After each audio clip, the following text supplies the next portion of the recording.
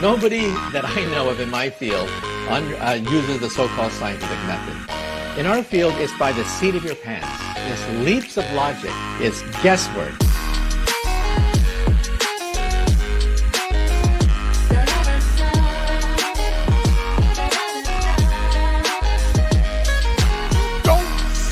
You don't see the curvature of the earth. That stuff is flat. GLOBEBUSTERS taking over. Bye bye moonlight and rover. NASA so mediocre. Sorry, but your ball is dead. But your ball is. GLOBEBUSTERs taking over. Gotta ride this roller coaster. But the truth is getting closer. Sorry, but your ball is dead. But your ball is. Get the shovel for the space hubble. Piecing up the puzzle. Need to burst your bubble. Evil gonna crumble, yeah?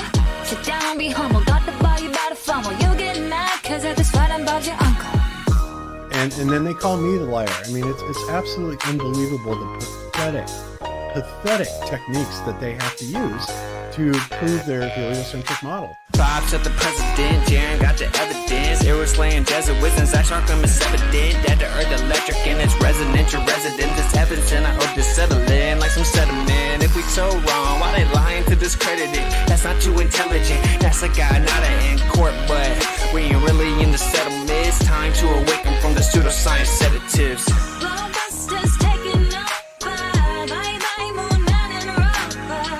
NASA so mediocre. Sorry, but your ball is dead. But your ball is. GLOBEBUSTERs taking over. Gotta ride this roller coaster. But the truth is getting closer. Sorry, but your ball is dead. But your ball is. Inner World Productions. In a world. Yeah, there we go. How's it going? All right, hopefully everything's running smooth. We are on Rumble, X, Rockfin, and YouTube. And this is season 11, episode 18. Planes prove the Earth is a plane. So, very cool. All right, and we will get right into it. So let's introduce the panel. We have first up Jeran from Jeranism. What's going on, bro?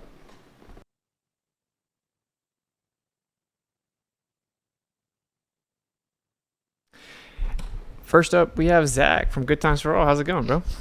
Hey, what's going on, Austin? How you doing today? Pretty good, man. What you been up to? I know, I'm just getting ready for Flattoberfest, man. We're gonna have a house full, so we got the whole IRM crew that'll be here, and then Stefan Sander and Liz, the Iron Maiden. So it's gonna be so much fun. I'm getting excited. Nice, Yeah, very cool. Liz is gonna be here from Scotland, like 2 weeks early, I think. She's gonna be here. Yeah, she's coming to hang out for a while. So we're gonna introduce her to biscuits and gravy and all that kind of stuff that we have here in the States. That they think of biscuits and gravy and like, why would you put gravy on a biscuit?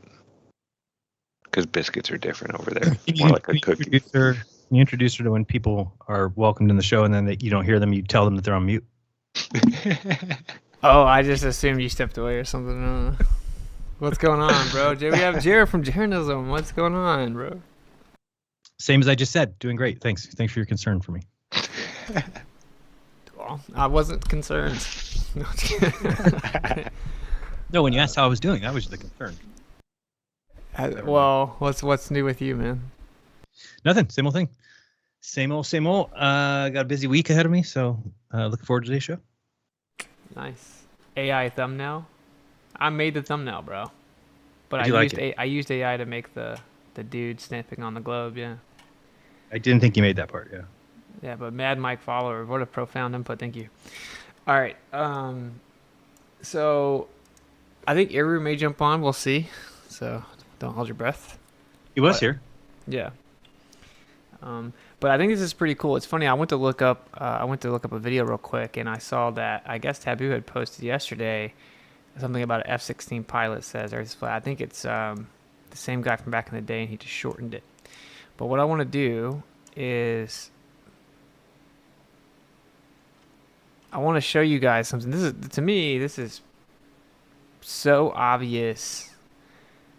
And no one ever really talks about it. And this is not possible on a globe. So when a plane is coming into land, they have a descent angle. They have to establish an angle of descent. And they do this assuming a horizontal baseline. So you draw a line from you straight down to the ground from your current position. You have an elevation or an altitude.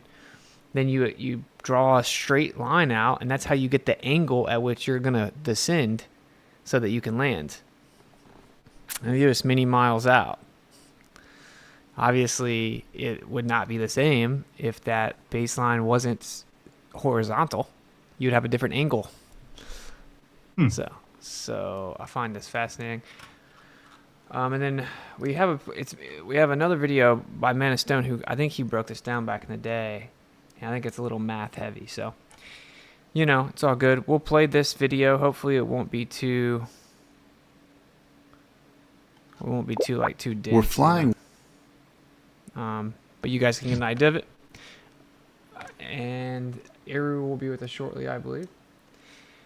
But yeah, anything you guys want to touch on real quick before we jump right into this? Let's try to see how our math heads work. All right. Maybe this is full screen. Yeah. All right, cool. I think. Have you guys ever thought of that or heard of that? No, I probably need it drawn out actually. Yeah, that's why I want to play this video, just because it shows a visualization. Is this the F-16 pilot that Taboo and Bob did an interview with? Well, no, what I'm saying is I saw that he had just put one out, which is that one, yes, but this is totally unrelated. Okay. It was just a coincidence that right when I opened up YouTube to find it, he had posted a video about a pilot yesterday, I guess. But yeah, same guy. Maybe we can play that.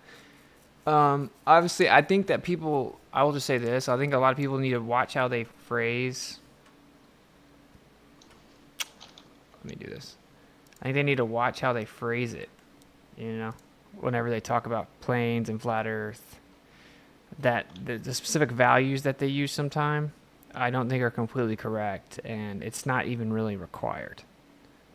You don't have to make a claim of how fast they'd have to descend or drop their nose based on the globe math. People don't really account for all the variables and do the math properly. I agree. And it's like a bad look, because then what happens is someone just ignores the overall argument because they get to hone in. You know what I'm saying? They get to hone in on that you got the math wrong. So, and it's like the popular numbers always said, right, or wrong. Straight up, but all right. Sorry, I should have had this up.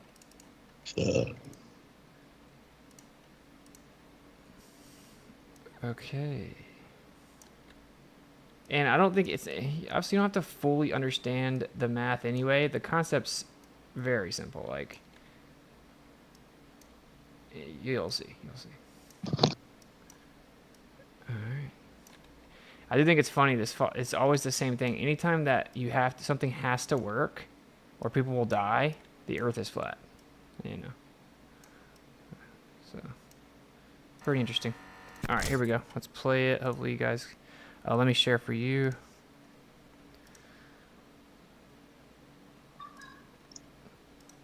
All right, you guys should see that. You guys let me know if you don't hear it, and then we'll just play it. We're flying westbound at 16,500 feet over the Tetons in Wyoming, on our way to Idaho Falls Regional. From over the Dunmore VOR here, we know the airport is about 70 miles away, so we'll need to plan our descent soon. We don't want to descend too early and have to navigate the high terrain, but we also don't want to be late in descending and have to bleed off altitude close to the airport. We'd like to know a good point to begin our descent. This point will be called our top of descent. You may have heard a simple rule of thumb for estimating where top of descent should be. We take our change in altitude, in this case going from our current altitude down to the pattern altitude at the destination, and then divide it by 1,000 and multiply by 3. This ends up being a perfectly workable estimate of when to mark a top of descent. It works for any aircraft, no matter if we're in our single engine here or in a big jet, because it's based on a standard 3-degree descent angle. Steeper rates of descent won't use this rule of thumb, so if you're landing the space shuttle, don't try this. How accurate is this rule of thumb? Let's look at the math to see what a more fleshed out calculation looks like. We're crossing the mountains westbound, and we'd like to make a 3-degree descent into the destination. By the way, 3 degrees looks like this in reality, very thin, so in the interest of clarity and sanity, we'll use this triangle that's not to scale. Now, we won't be doing a straight descent from cruise all the way to the ground. We'll want to level off at pattern altitude, so let's bring the triangle up a bit. Let's just go ahead and point out the obvious, right? This baseline here is a straight line. Okay, so this is not like where people say, oh, well, sure, you have to treat it that way when you make a measurement or whatever, and people argue against celestial navigation. This is physically flying a plane, calculating the rate and angle at which you need to descend to safely land on the ground below you. Okay, so if you draw this angle down here and this line's actually curving down away from you, you're not going to have the same angle. And actually, to hit it, you're going to have to make it a more acute angle, right? It's going to have to go down like this to reach to the curving earth. Does that make sense? We can keep watching. We also don't want to arrive at pattern altitude just as we're crossing over the airport. We'd like a bit of buffer, maybe arriving at pattern 3 miles out. This will give us time to bleed off speed and configure.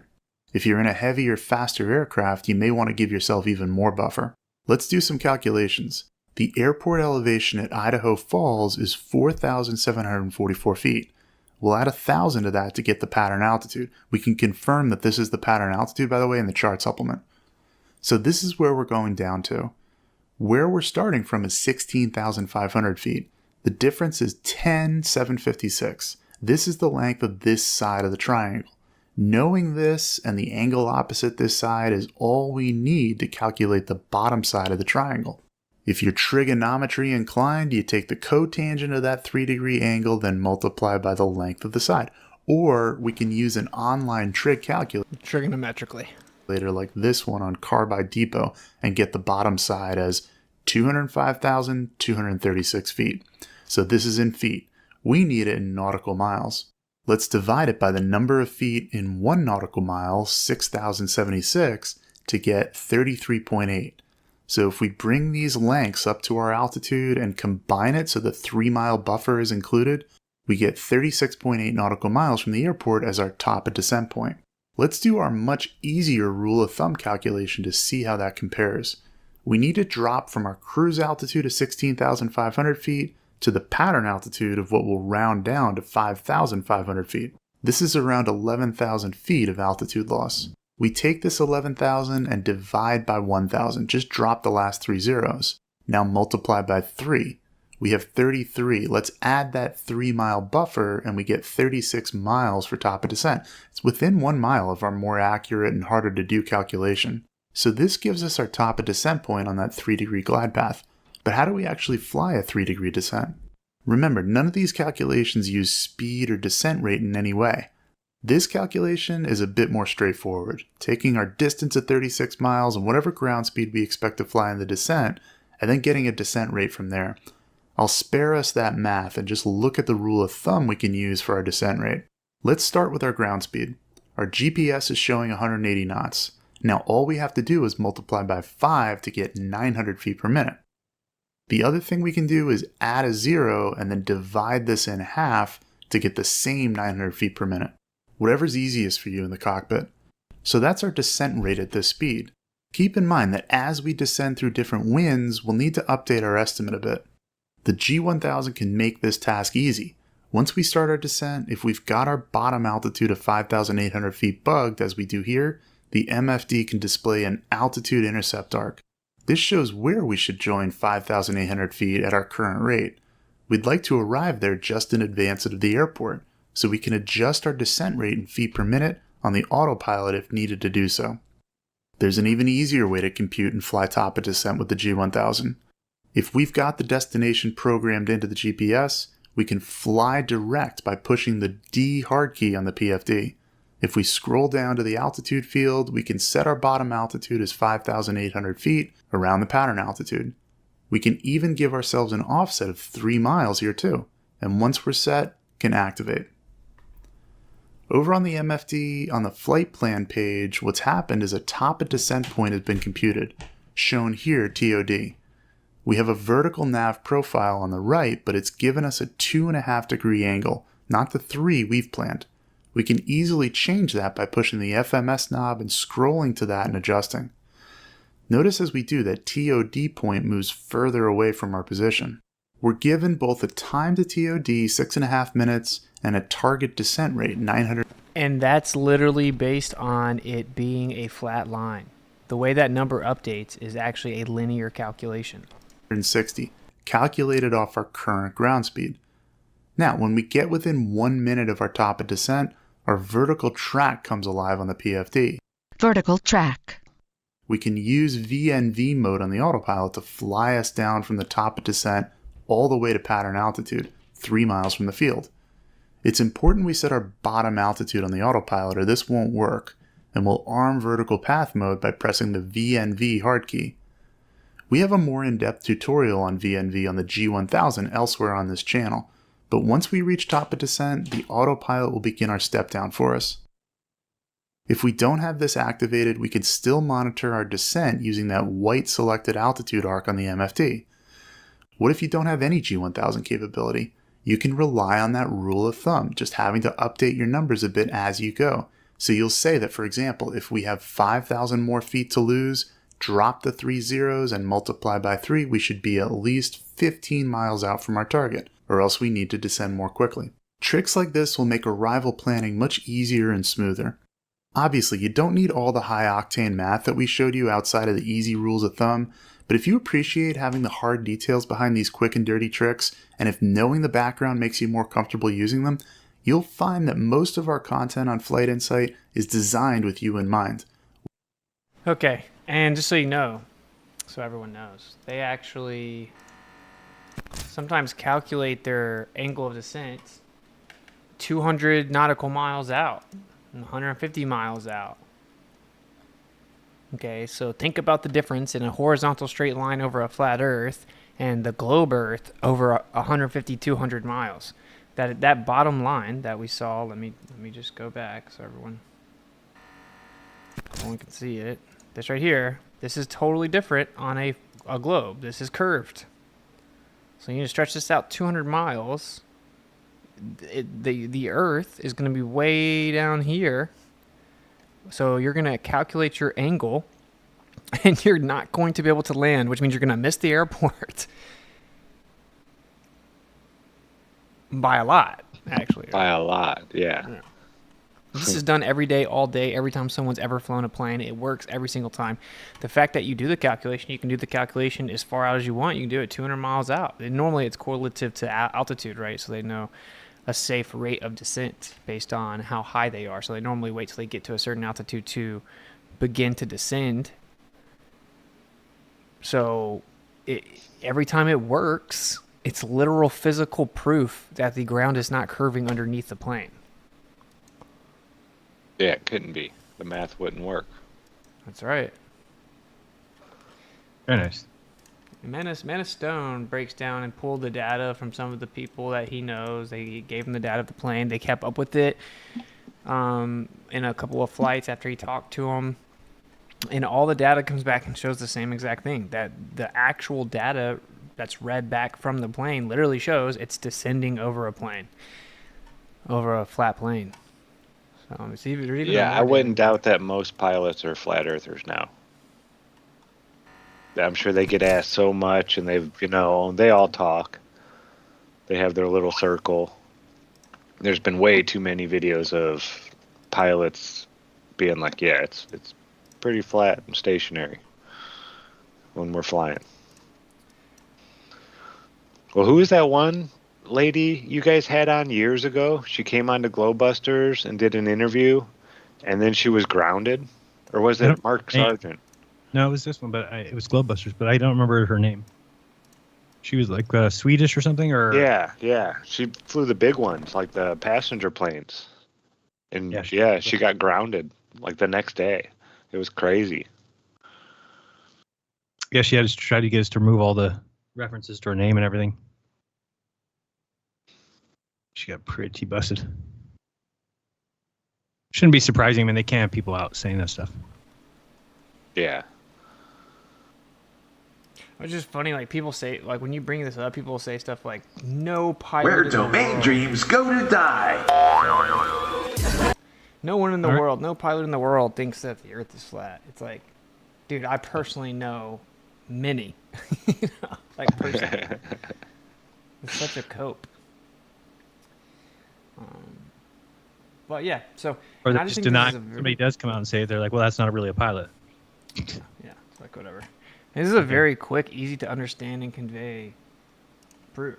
Like, you draw a triangle to determine what angle you're going to bring the plane down and land. They do that, assuming that the Earth is flat. If it wasn't flat, the angle wouldn't be correct, which means when you go to land and you calculate the rate at which you're going to descend and at what angle, you would be wrong and you would miss your landing spot. But yet they do it all day, every day, from hundreds of miles out, you know, anywhere from 2 to 5 miles out to 150 to 200 nautical miles out. And the plane and the pilot use linear calculations of a plane Earth. So when people say like, oh, well, yeah, you fly the plane just like you would if it was flat and stationary, and that's because gravity magically accounts for everything and whatever. Like, in case someone is new to this and doesn't understand that, that's literally the stillman of the globe position is like, yeah, when you fly the plane, you have to treat the Earth like it's flat and treat the Earth like it's stationary, and when it's engineered, it's built that way, and when you change your altitude up and down, it's assuming parallel layers relative to a parallel horizontal plane Earth, and you fly the plane like the Earth is flat and stationary, and no one even disputes that. The globe model says, yeah, but it's because the Earth's so big, so you're moving with it perfectly, so it'll look like it's stationary. And when you're flying over this big globe, you're going to think it's flat. You have to fly like it's flat, but actually the gravity's just pulling you around the globe perfectly, and you can't tell that it's flat, that it's a globe. That's the official position. Which right there on its face, logically speaking, that's empirical evidence in favor of the Earth being stationary and flat, right? That's a practical use of real technology that utilizes the application of a flat Earth and is successful, and can only be successful if you use that understanding and application. But this is much more damning. This is exclusive to a plane, right? Like how do you get that horizontal baseline to get an accurate calculation if the baseline isn't actually horizontal? This isn't just like, well, you can do it because it's easy, it's convenient to make the measurements or the calculations, and like what they say with celestial navigation, you just take the local tangent and treat it like it's horizontal. It's like, no, this is the literal extension of a horizontal baseline that calculates your angle of descent. You're going to meet it, right? That's where you're going to meet the end of the horizontal baseline. So yeah, I think that's good game. You know, that's what I think. So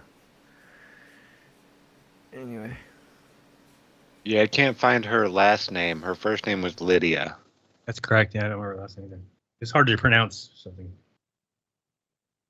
Back in 2017. Yeah, that's when they started locking everything down. That's when they went before Congress and they were asking them, what are you going to do about this flat Earth stuff? Like, they mentioned the words flat Earth. And then the head of YouTube, that lady, was like, yeah, if people type in, you know, is the Earth flat? We will show them videos that say, no, the Earth is not flat. I mean, black and white. Is that okay? I mean, right there, isn't the government not supposed to do that? Like, I know YouTube can censor whatever they want. They own the company, but the government's not even supposed to ask them to censor things.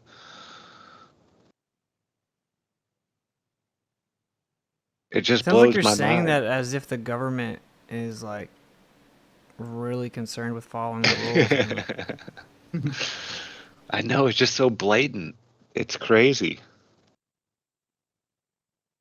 I know I need to stop watching all these congressional hearings and Senate hearings. I'll play a couple seconds of this other video from Man of Stone. I'll drop the link and he breaks down. It's called New Real Pilot Data Confirms Earth is Not Convex, but it's pretty long and it's somewhat dense.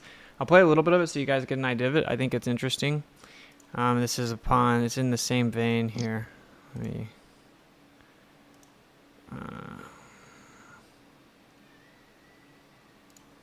so yeah, I'll play that for a little bit and then we can move on. If anyone has if you want to support the stream, Kofi.com/GLOBEBUSTERS, and we will read off the super chats.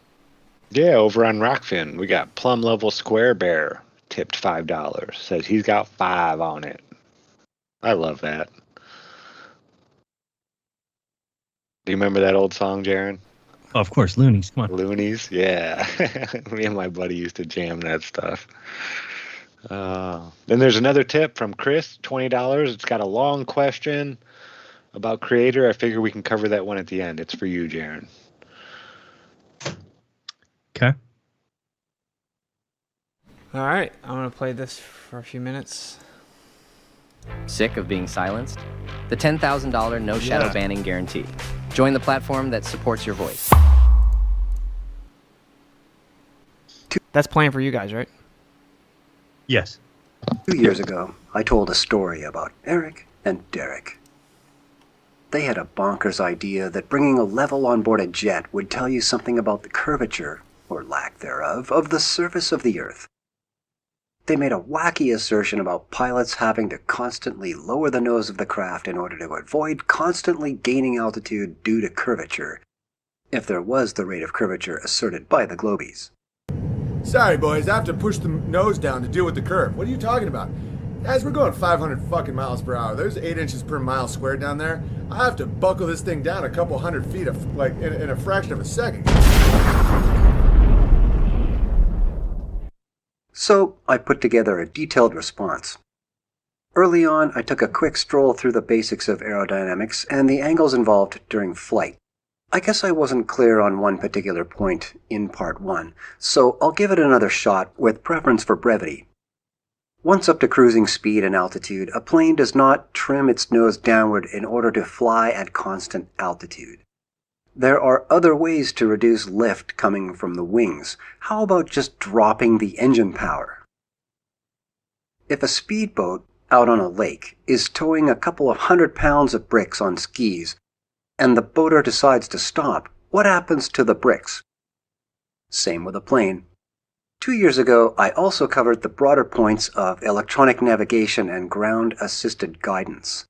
This is where we propose to use some well-known, long-established technology to reveal the shape of the surface of the Earth. If you haven't yet seen it, this would be the time. Right now. It's all about using the GlideScope radar signals and some basic trigonometry.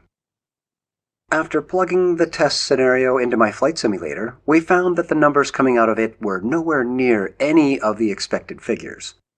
That left the need for a real-world pilot to come forward and send me some videos of their approaches. Well, just over a year later, one brave hero stepped forward. He lives in Spain. And by the way, like anyone else that wants to do that, feel free to send it to us. And he sent me footage from his approach. And any pilot that is interested in this discussion or thinks they know the Earth's not flat, why don't you pay attention to this? To Copenhagen as well as Naples. It wasn't the greatest camera work and didn't provide the quality of data I was hoping for, so I waited on putting this part 2 together. Another year went by. Then a second valiant pilot stepped forward. He sent me footage from Hanoi as well as Ho Chi Minh, both in Vietnam. And it all amounted to quite a bit of data and resulted in one sexy-looking spreadsheet. More on that in a sec. For those keenly interested in scientific method in general, I will point out that these two pilots are not aware of one another. So one's data is a completely different source, using the same hardware in different aircraft, with a different airline. And I was never... Okay, and then we're going to fast forward. I dropped a link to this, by the way. Fast forward a little bit. 3,500 feet for the vertical component at 10 nautical miles. Well, this time it turns out that they were only 1% away from the actual value. But we're far from done here. The manual's authors then decide to quantify some part of the plane's descent which will be a constant. Poorly done, guys. They state that the glide scope's center line, vertically speaking, is about 200 feet above the runway. The truth is that at 3,500 feet on a 3-degree slope, the vertical component is only 183 feet. That's pretty close, you say. In aviation, pretty close simply does not cut wood. Again, approximately 3,500 feet from the runway is where you'll find the middle marker according to these clowns. Well, let's look at some real-life airport approaches. Of course, to begin with, they've chosen to express that value in a unit of measurement not used in horizontal distance labels on approach diagrams. 3,500 feet comes to 0.58 nautical miles. Let's round that to 0.6 and see where we arrive. Here's one where the distance is only 0.3 miles. This one is 0.5. This one is 1.1 miles. And this one doesn't seem to have one at all. This is the opposite of what the flight manual authors assert to the pilot in training. What a travesty. Well, let's move on past this elevation value that's 8.5% out, and let's leave behind this moronic and fairly irrelevant statement about middle marker distance away from the runway. In the manual's appendix, they make another attempt to quantify the dot error increment value. Firstly, they set up a scenario where the plane is crossing the outer marker at 5.6 nautical miles away and the center of the 3-degree slope is supposedly at an elevation of 1,500 feet.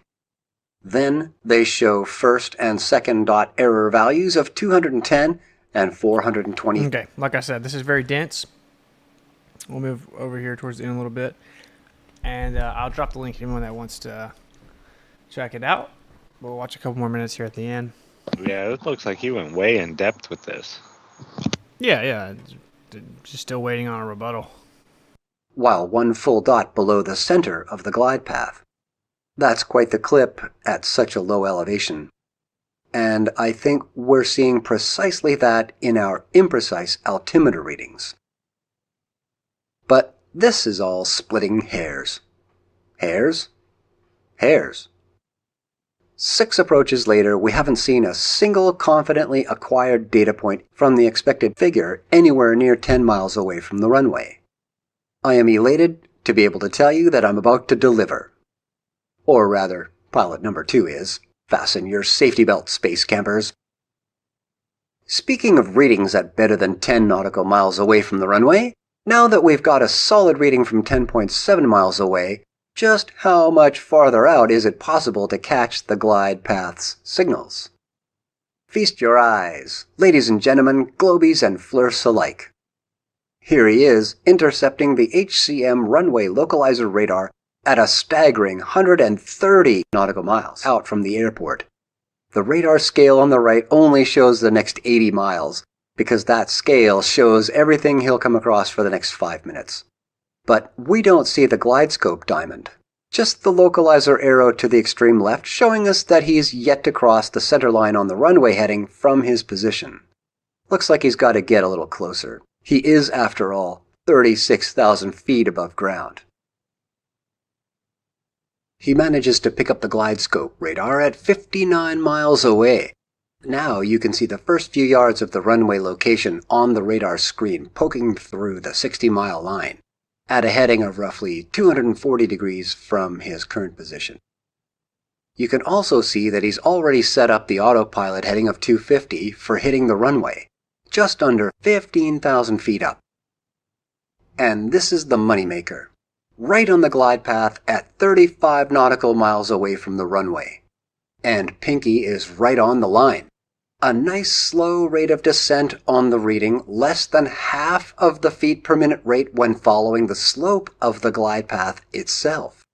So we're getting a nice tight measurement as he rolls out of a left turn. Negligible altimeter lag. On the radar, putting the airport off the right wing, you can see that 35 is well outside the scale on the right side of the screen.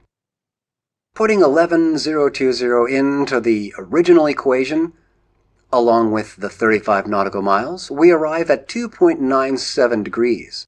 Swapping out the vertical figure for the angle of precisely 3 degrees, we see that we were only 110 feet under the expected flat Earth figure.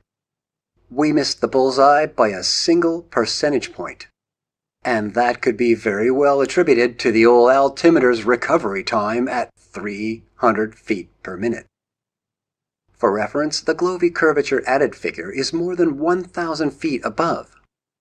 In review, all we did was inclusively utilize a long-established, ubiquitously used piece of necessarily very precisely tuned radar technology to produce a known slope against which we plotted distance to the ground from a commercial jet flown by a trained professional. From those data points, we plotted a contour. To me, the data makes a pretty ironclad case. Sorry, Globies. So there you go. And for those that maybe didn't follow it, it is very simple. It's like when you compare the two different models, our assumptions, I guess, of a plain Earth, a flat Earth, or a globe, you have obviously different values that are predicted, and he got the actual data from a real flight, from a real pilot that recorded the data and sent it to him. And when you actually run the numbers, it matches the flat Earth prediction almost perfectly, and it's within 100 feet, and then it's off by like 1,300 feet on the globe. So that's just crazy. That's the actual data of the descent, right? That is just a bulletproof. It's not just that, oh, look, this will only work on a flat Earth. This is literally showing you it happened on a flat Earth.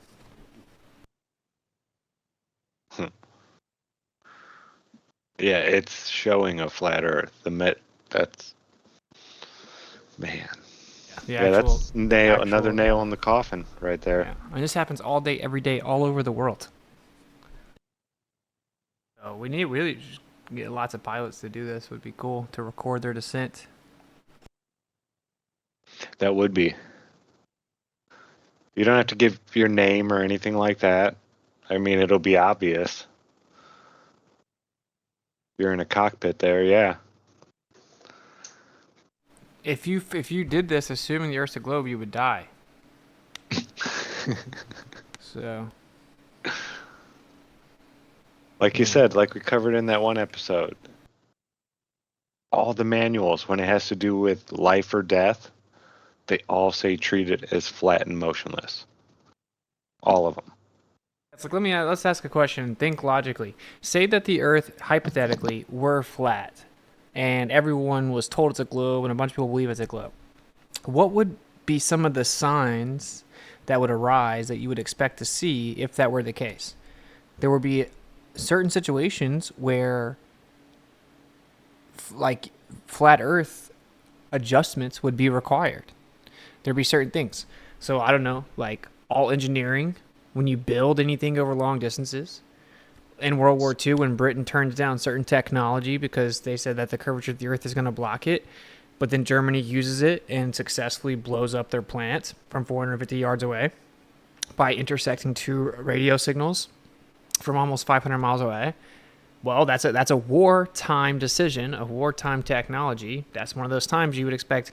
No one cares about the propaganda of what people think the Earth is. This is war, right? When you're flying a plane and people are on the plane and you can die, you have to get everything right. It's very serious. People's lives are at stake. Well, the Earth is flat in those scenarios. When people invest in military technology, the Earth is flat. When it comes to if their technology didn't work, they lose tons of money, tons of investment. The Earth is flat. And this is how it is every time, every single time. That's exactly what you would expect to see if the Earth actually were flat and it was misrepresented as a globe. I love the Owen Benjamin flat Earth snipers. It's like, we miss every time you do this. Just take the shot. He's right there. Yeah, that's the other thing. When taking out an enemy in war. You know? So, yeah. Anyway, by the way, all these target acquirements, like when Israel's going to genocide and blow up Gaza, for example, if in any strikes from any distance, it's assuming a horizontal baseline underneath you. That's how they're actually calculating all of that, and they use Cartesian coordinates from their specific location that then allow them to implement target acquirement. And this is not disputed. This is well known. It's in all the documents, right? So basically, you take your position and a plane is constantly updating. They're using radar, and then you just have an XY axis, and you actually map it out from your central position over a plane, no matter what the distance is to the target. It's just a plane, and then you calculate that. Think about how simple this is. If you go out into the real world and you're going to try to blow someone up, and you do the math to figure out where they are, as if the Earth's flat, then you go to do it, you will successfully blow them up. That's like literal physical proof that the Earth is flat. Big shout out to Archer Dog over on Rockfin. 2 $100 tips. Archer. Man, says, if Jeran has a minute, can he explain the benefit of cashing in my points with Dave for his crypto? I don't know if you guys want to do that now or save it for the end, but thank you so much, Archer Dog. I actually don't know enough about it yet to answer that question, but we will know on Friday because Dave is presenting at the crypto class. So ask again, Archer Dog. I will get back to you. Find me on Telegram, or else I'll just say it next week. Wow, very generous, man. Thank you so much. Legend. Hit us with the goal from the rip. Archer's legend. Yeah, he is. So, I don't know, do you guys have any like critical feedback to the claim here? No, it's hard to argue against or come up with any type of rebuttal, trying to play devil's advocate, but the math doesn't lie.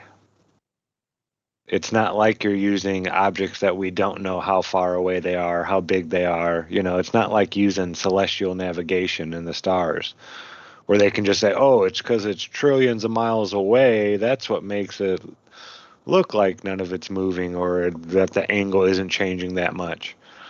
But with this, we know the angles, we know the altitude, we know, where the plane is, where the runway is, all that kind of stuff. So yeah, I think if you can get more pilots to do this, I think it would open up a lot of people's eyes. You're just ripping the actual data from the plane as it descends to land and then putting it up against the flat Earth prediction and the globe prediction, and it matches the flat Earth prediction perfectly and is drastically off from the globe. So yeah, it's like a quarter mile off. 1,500 feet. That's pretty. It's a little over a quarter mile. That's crazy when you think about it. It's also a drastic percentage of the altitude. So yeah, it's pretty crazy. Pretty crazy. And is this pilot, is he saying his name and all that kind of stuff? Oh, I don't know. I don't know about that. Seems to be flying. That was a propeller plane, wasn't it? I don't know about that either. He said something about 30,000 feet, though. So yeah, it's up there. I don't know if propeller planes go that high. I'm not sure. I know it has to have a pressurized cabin once it goes that high. Like what, 22,000 feet? Something like that, 24,000. You stop getting enough oxygen. I think it's even lower than that, maybe 15. Yeah, I've never wanted to be a pilot. Maybe when I was real young. But I don't know. Something about keeping my feet on the ground.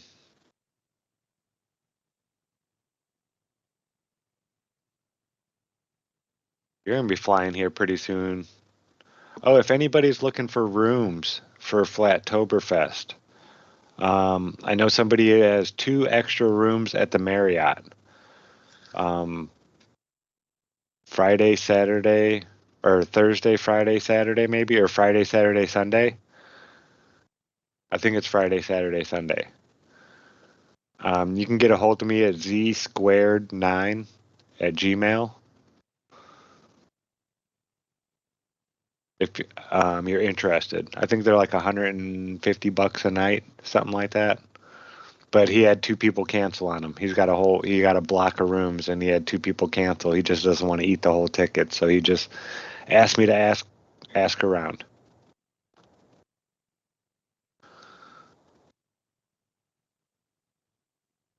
Yeah, it's weird because there's people that go to the conferences that aren't on any social media type stuff at all.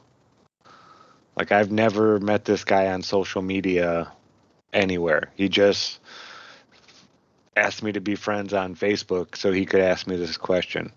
He doesn't really do anything, but he's been to every single conference, at least since Denver, since I started going. He's been at all of them. There's a bunch of these people that come to these, and we don't meet them, on YouTube or anything like that.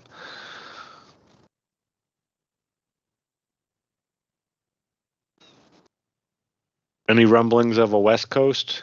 Anything happening, Jeran? We have one on the 14th, 17th, I don't know, 14th maybe. I believe 14th we're just having something at the bowling alley here. Oh, that's cool. Yeah. More info will be coming on that. Gonna be gambling with Andrew B. Oh yeah, I was gonna say. Yeah, he's always touted that he's a pretty good bowler.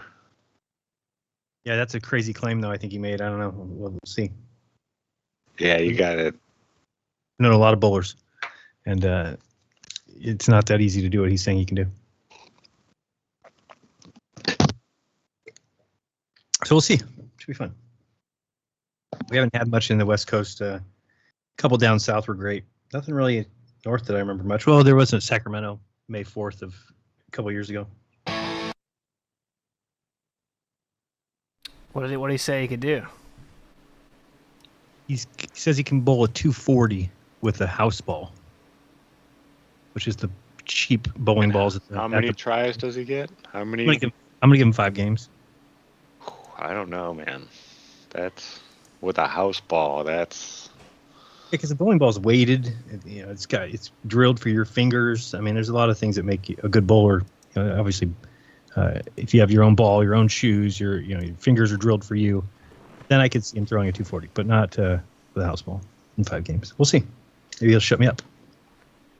Have you guys seen this song, They All Fall Down? Dale Suffrage? I don't think so. Yeah, I'm going to play it. Does when I share this, is that still, you guys can see the whole thing? Yeah. I got it. Okay, I'm about to play this. This song is cool, man. So I want to plug him. If you guys are cool, it's like 3 minutes. Yeah, 3 minutes. Absolutely. All right, and go check him out. I'll drop the link. There's Apple Music. Dale Suffrage, Crippled Man. They All Fall Down is the name of the song. It's a whole album. All right, let's check it out.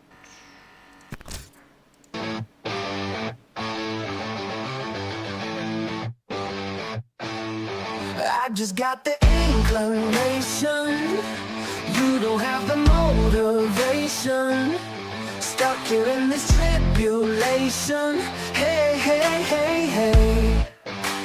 I can sense the wall of doubt for something you can't figure out. And that's what this is all about. Hey, hey, hey, hey. Ring around the rosy, NASA is baloney. Rockets, rockets, they all fall down. They all fall down. You're stuck inside your firmament, just like it's all been heaven sent. You're telling folks to go get back. Hey, hey, hey, that cool story, bro. Cool story, oh. Watch the water lay.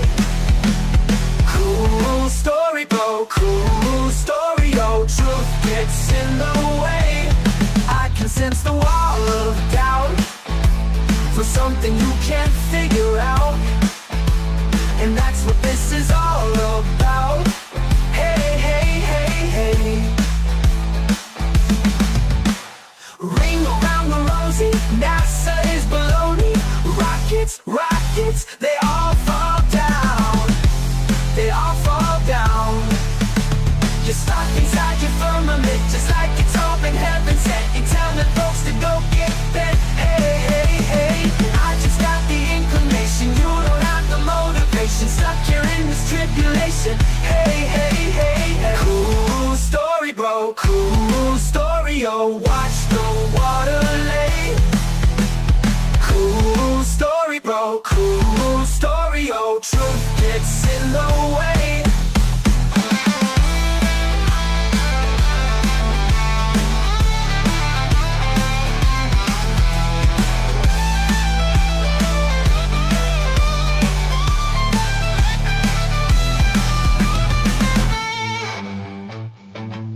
I just got the inclination. You don't have the motivation. Stuck here in this tribulation. Hey, hey, hey, hey. Cool story, go. Cool story, go. Watch the water lay. Cool story, go. Cool story, go. Truth gets in the way.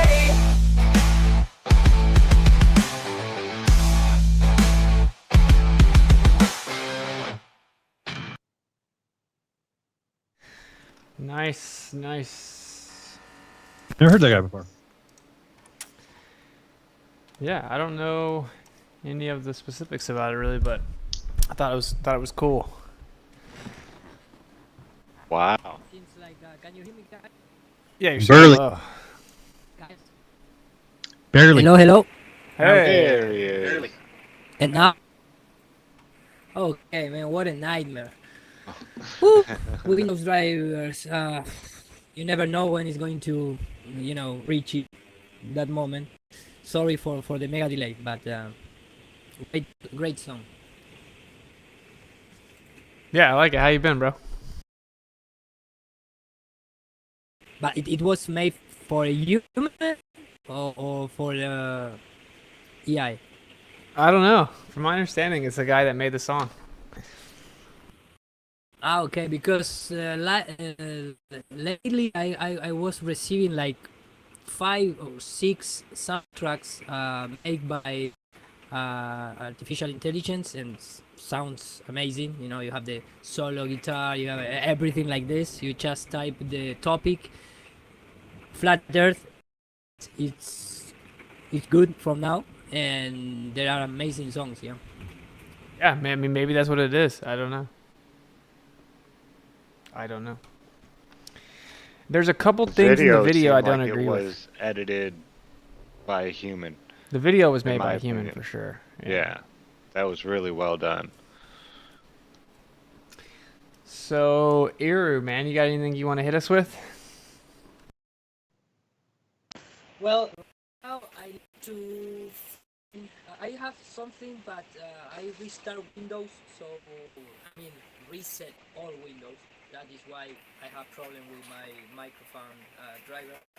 But if you give me a couple of minutes, maybe we can discuss a topic related with the stars in outer space and how NASA is from the 60s promote Yeah, sure. self-oriented the Yeah. satellites and things like that. So if you give me a couple of minutes, maybe I can find the links. Yeah, cool, no problem. Because your mic got really quiet again right then as well. But yeah, take your time, bro.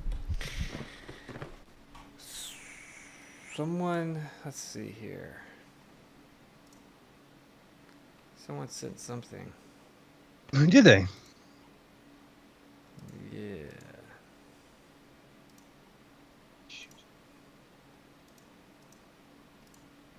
How's your Telegram situation going?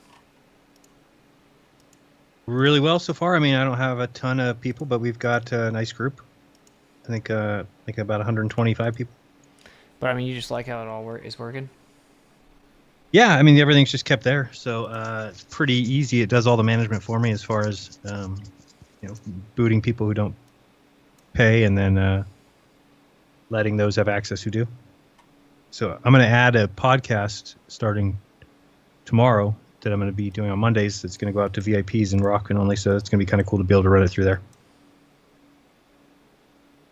Nice.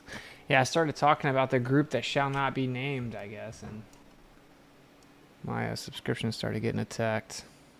Imagine that. Yeah, I mean, the best way to dispel the notion that they're in control is to forcibly shut down anyone that talks about it. It's so funny. It's like to fight against hate, they go around hating, which is the best way. It's like when you call a people group out for having too much control, and then they're like, "No, that's crazy," and then they all every single time like their whole lives get ruined. It's like, maybe they were right. I don't know. I guess I don't see it. I guess it still works anyway, though. I guess. All right.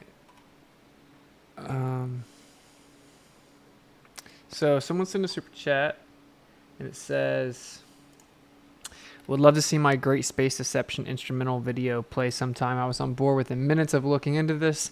It was so friggin' obvious. Keep up the great work. Thank you, Brian Johnston, for the Ko-fi donation. And I'm down to play it if you guys are. I don't know what it is. How long is it? Yeah. Much love, Brian. Thank you. Cool story, bro. Yeah, I really like that song. It's catchy. It seems like someone put a lot of time into it. I don't know, it doesn't sound like it was written by AI either.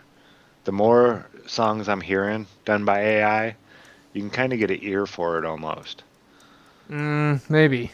I don't know about that. I don't have the same experience. That could have definitely been done by AI, in my opinion. But it's cool either way. But if it's not, it's really, really impressive. The AI, it's crazy. Not just in the composite of the whole complete music or soundtrack, but also, you can start working on, you put some words and the AI give you the, basic letter or lyric for the soundtrack, and then you start tweaking a little bit, and you can, just find the right words that you want to put it. And then when you press the button, it's amazing what it's capable to do. So, I mean, what are we supposed to think? That they've had that kind of technology for 20, 30 years? Well, that is technology came from the Pleiadians, and give it to Pleiadians? Pleiadians. Hell out of here. By the UI government. Oh my god, that came out of NASA nowhere. NASA Bluebeam project is that. No, I don't know. It's crazy, man. It's crazy how things are. It's the Pleiadians. Right now, the Pleiadians. Yeah. But I don't know how it's capable to do that. It's amazing. Have you guys heard about supposedly they found like alien mummies in Peru? Yes, they found all the time in Peru strange things, Because they did find all those elongated skulls there. That was real, right? Seemingly. Yes, but you have a lot of techniques in the Central America and South America tribes that create, it's like in Africa where you can put a lot of rings around the neck. Around your neck, yeah. Yeah, and you're going to elongate the neck and things like that. So you have some techniques to, modeling the brain until that elongated Yeah, I shape. guess I've heard that supposedly you can tell a difference between the elongated skulls that are induced by human intervention, and there's something about the actual placement of the structure in the skull that's different. I don't know if you guys heard that. Have you heard that? Supposedly you can distinguish. You can have malformations from the beginning, or maybe you can have a different race or Pleiadians coming into Peru too, man. I think there were crazy beings here. I don't know if anything in Peru is real, though. I know that they supposedly had mummies of aliens, and then they were caught to be faking them. But supposedly they're coming out now. Fake. Yeah. All the mummies that supposedly, and remember that for me it's in the path of the blue bean, where when United States present in the Congress these two guys that supposedly give testimony about having a friend of a friend of a friend inside the CIA that supposedly work with the aliens. Well, the same week in Mexico, a very well-known guy about the UFO world, he present in the Mexican Congress a mummy taken from Peru that supposedly was a real mummy and an alien of only 50 centimeters height and things like that, and it's all a scam, you know. It's, yeah. But they presented in the Congress, and the Congress like it was real, yeah. These you know? little, yeah. For you, those who don't know what he's talking about, they had these little mini supposed alien mummies, and they rolled them out in the Congress. Jaime James Maussan, it's the name, and if you Google it, if you research about that guy, it's like, you know, it's like the Grace Tyson of the UFO in the whole complete Spanish community, and the guy is always presenting, you know. Isn't that the guy Greer? Fake beat. What guy? I thought some guy named Greer was the one who always did the fake alien stuff. Oh no, Greer. Stephen Greer is the guy. He discussed that, and he said that it could be fake, and he thinks it probably is fake. And but he's the guy that does talk about like yeah. I thought he UFOs found the mini alien, the little one. No, I think he did. I think he very clearly he like distanced himself from it. Said he thinks it's probably fake. Gotcha. Do a presentation where he shows it though. He shows it. Sorry, share in the a very quick meme that I'm going to share in the Skype chat. That for me is a great summarize of the whole complete UFO world. And that forgive me if maybe I offend somebody, but let me just I'm going to share very quickly. Already? What? I'm offended already. Okay, but that you didn't count. So. No, but that for me it's a great meme. It's in Spanish, but you can, you know, I can translate very fast when you open. Who is controlling the OBS? Austin, right? Yes. Okay, we are in good hands. Look how quick Austin is to present pictures. So you have in the left side picture of a UFOs / picture of planet 1,000 light years away, and we are in 2024, and we are still leading, you know, in the Congress. That, you know, the whole complete press conference of the UFO was night vision, you know, infrared, black and white of a tiny black dot in the middle of the F-16 plane, about $20 million, and the resolution of that thing was, you know, as the picture in the left, you know. But when NASA present you this James Webb amazing CGI render, it's very clear, sharp, you know. So I'm waiting for a real thing about the UFOs as the you know, UFO community trying to present every time. Yeah, they're gonna hit us with it, man, I think, but who knows? I guess we've been waiting for a while. Have you guys seen the meme with the guy that has the stick and he's poking the latest psyop, and he's like do something exciting? It's like do the alien invasion. He's like poking it with a stick. You guys seen that? It's like how I feel at this point. Like, get on with it already. Yeah, it's like, okay. Oh, the world's shutting down. Like, okay, do something creative. Oh, fake it. Oh, assassination clipping of the ear. Like, all right. Let's do the alien thing. Well, didn't, what's his name? Warner Von Braun say that was their final card in their deck? Yeah. Yep. That'll be. I think I might can actually, you desperate. know what, so here's something crazy. I think I might can set up an interview, an in-person interview with his babysitter. like who he had as a babysitter for his children. Wow, that'd be cool. Yeah, I don't know what she would know though. I know someone that Yeah, but knows she her. knew him. Yeah. You could think of some good questions to ask, I'm sure. So I almost made a joke we can't make on YouTube.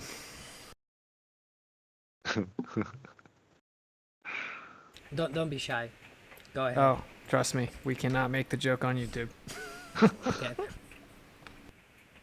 No, I but got some something questions that- for Werner von Braun, but the grabblers over at YouTube do not approve. The thing that you cannot deny is that the alien agenda and the UFO propaganda, it's growing and growing and growing, and it's amazing.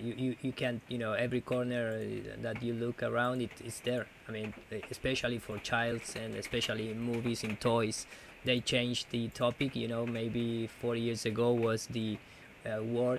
When you was a child, you have toys about soldiers and things like that.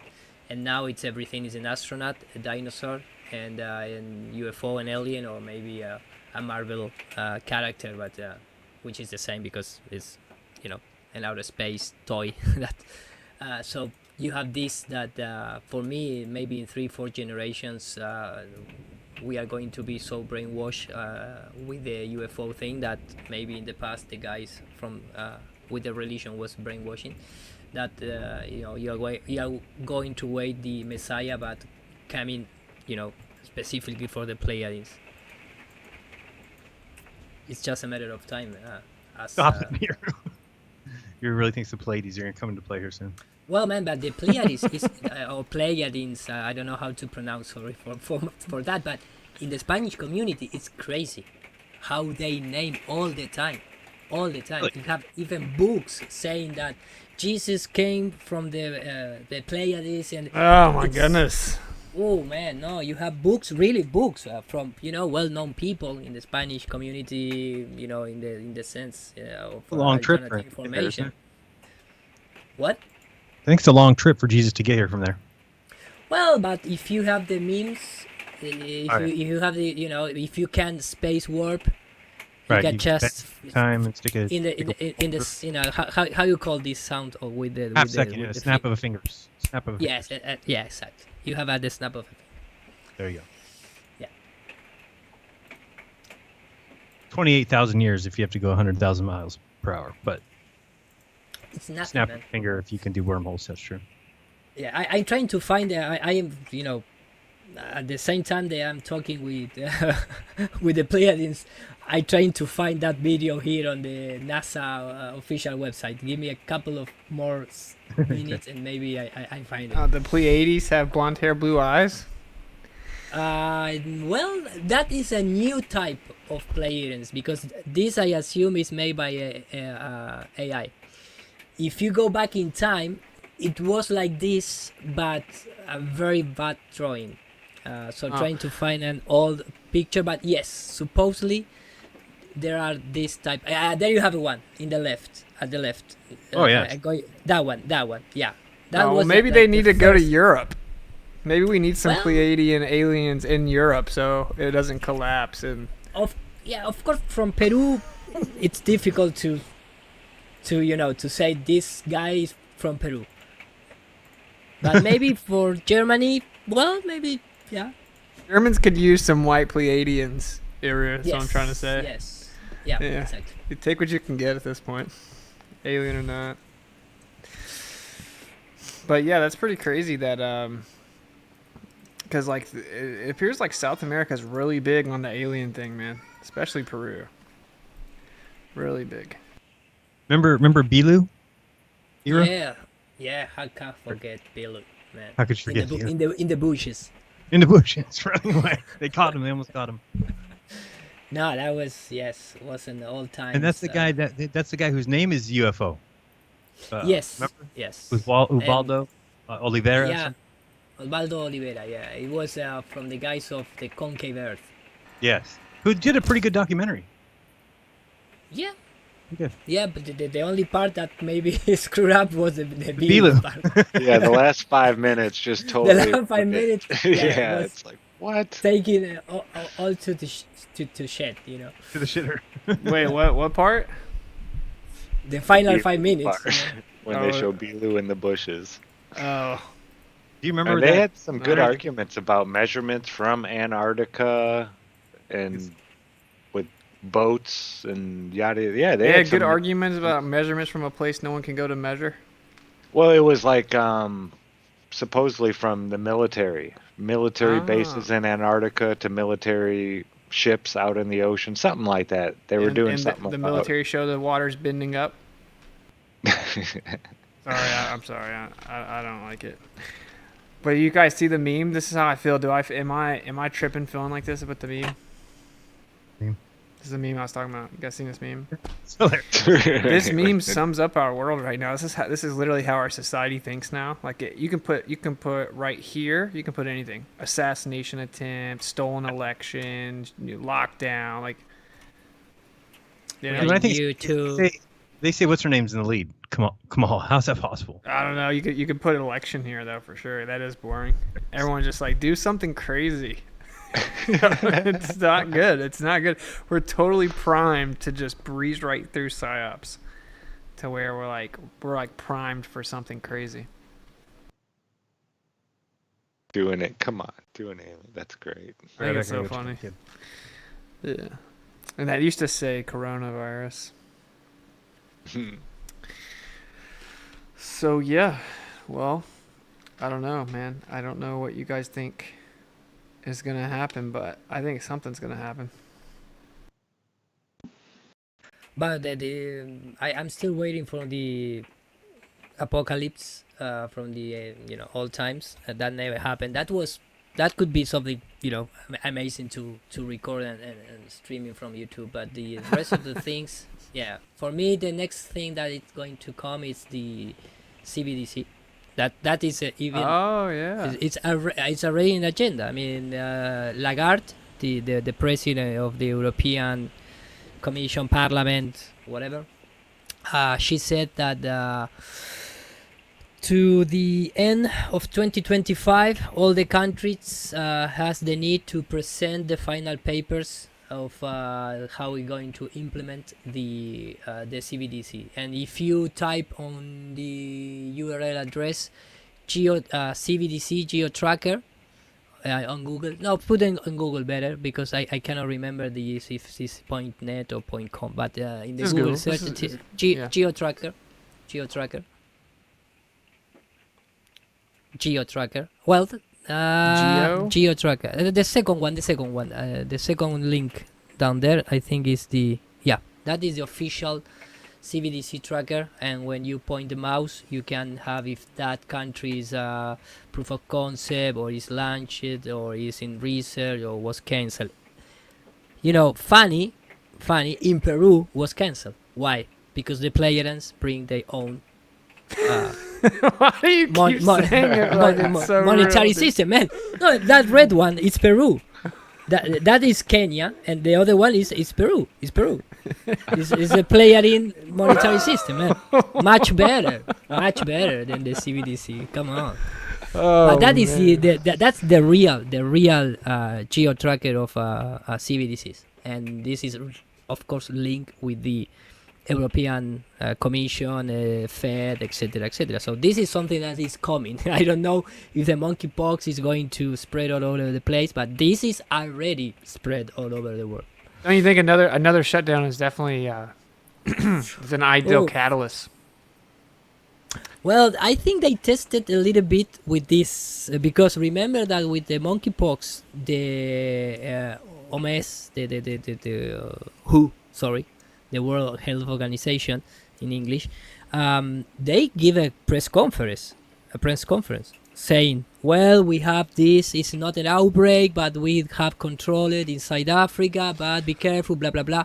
But all the news media in Argentina, United States, and Europe, whatever, you name it, they give this news to the people. And of course, immediately a lot of people start, in X, in YouTube, whatever, they start making videos saying we are not going to believe this time, blah blah blah blah blah blah. So maybe they are testing. Yeah, like I just did a stream on that. I don't know if you guys wanna move over or we can stay here. It doesn't matter. Like, it's up to you guys. But you guys see this right here. Trump says plan to make U.S. crypto capital of the planet coming within an hour. So he said this like a couple of days ago. He's got some plan that he's gonna reveal that's gonna make the United States the crypto capital of the world. Well, remember that he said that he's going to make America great again, and we are still waiting. Oh, I know. But that's not my point is, like, he said he's against centralized digital banking coin, and now he's gonna make one. I mean, that's what it sounds like, right? Yeah, and 5 years ago, he said that I am not a pro Bitcoin. I hate Bitcoin, and now maybe he changed his mind after. Dude the who says shooting. whatever he needs to say. Of course, but maybe the bullet, say low volume, change your mind about Bitcoin. Maybe that's why he's so pro murder of babies now. No, like he came out recently and he's like 6 weeks is not soon enough. Blah, blah, blah, talking about abortion. He got tons of kickback. 2 days later, he's like, never mind. I'm voting against it. So it's like he literally just says whatever he thinks he needs to say. Yeah. So you are saying that he's a puppet of the Zionist group. Yeah, he's a Of politician. course. But I said in my stream, I think that he's by far the most dangerous political puppet we've ever seen. If he gets I in, completely agree. Yeah, dude, because I watch people that are like super anti-abortion, like just start making excuses for abortion right now, just because Trump is like not against it. So my point is that he gets these people to do anything. And if he gets in and he calls out Israel at all, he will be heralded as like a hero. So I actually have an interesting take. I think he may get in and kind of turn on Israel a little bit, turn on Netanyahu, which a lot of people are like, no, that's obviously there's the one layer, which is like he's the most pro-Zionist president ever. He's clearly can't be trusted. That's very true. There's the extra layer, which is if he gets in and he, I guess long story short, if any parts of Q start to look like it's real, the world will like praise this dude, including some flat earthers will, like a lot of people will. They'll be like, oh, Trump's here to save us. That's the dangerous thing, because if Trump comes in and does that, people will fall him off a ledge. So that's kind of I'm like trying to ring People the will be award. like, hey, it's okay to put those people in camps because Trump said that they're not good. I'm trying to ring the alarm bells, man, of that being possible, right? Where we are like, Q's so stupid. If it starts to look like it's coming true at all, it's teaming up with RFK. If they reveal the JFK documents and it says Israel was behind it, we didn't even talk about all this. I forgot. We're on YouTube, but yeah, I just think Go to Rockfin if you want. We could have a Yeah, real I have conversation. I have the thing set up for presentation, and it's YouTube friendly. But yeah, let's do that. So let me stop sharing screen. All right. Okay, so it's gonna be a little bit mess up as my usual presentation. It is just something that we're going to jump all over the place, maybe. So you can stop me when you want. Okay. Got it. Okay. So supposing I'm presenting. an Well, yeah, Apollo- just a sec. Let me find the screen real quick. Don't become Jeran, please. All right. Don't get carried away, man. All right, you're good. Okay, very good. So I'm presenting. You're presenting. Okay, some topic that I really love because for me the idea of that we cannot see stars when you go maybe more than 40 kilometers. I am not going to transform kilometers into miles. That is your job, guys, in your home if you want to use a calculator. But when you reach certain altitude, you lose the track. You cannot track anymore the stars, at least with cameras. So that was the first argument, not just for what I'm going to present in terms of orientation and measurement, but also when you discuss this topic, for example, with a moon believer, the moon landing believer, and you're trying to point out that, okay, could be easily fake in a Hollywood studio because you don't have any reference that they are, for real in outer space. You cannot see the stars. And immediately, of course, they're going to trying to tell you that the setup of the camera is not, in the conditions to pick up the light of the stars, etc., etc., etc. So we always have this idea that we cannot see stars because the aperture of the lens of the camera. But supposedly, and human eyes could see the stars. So for me, something that changed completely that idea was when we start having the let me just present it very quickly. I don't know, here. When we start having the opportunity, based on the Jeff Bezos Blue Origin, goes into Carmeline, 100 kilometers.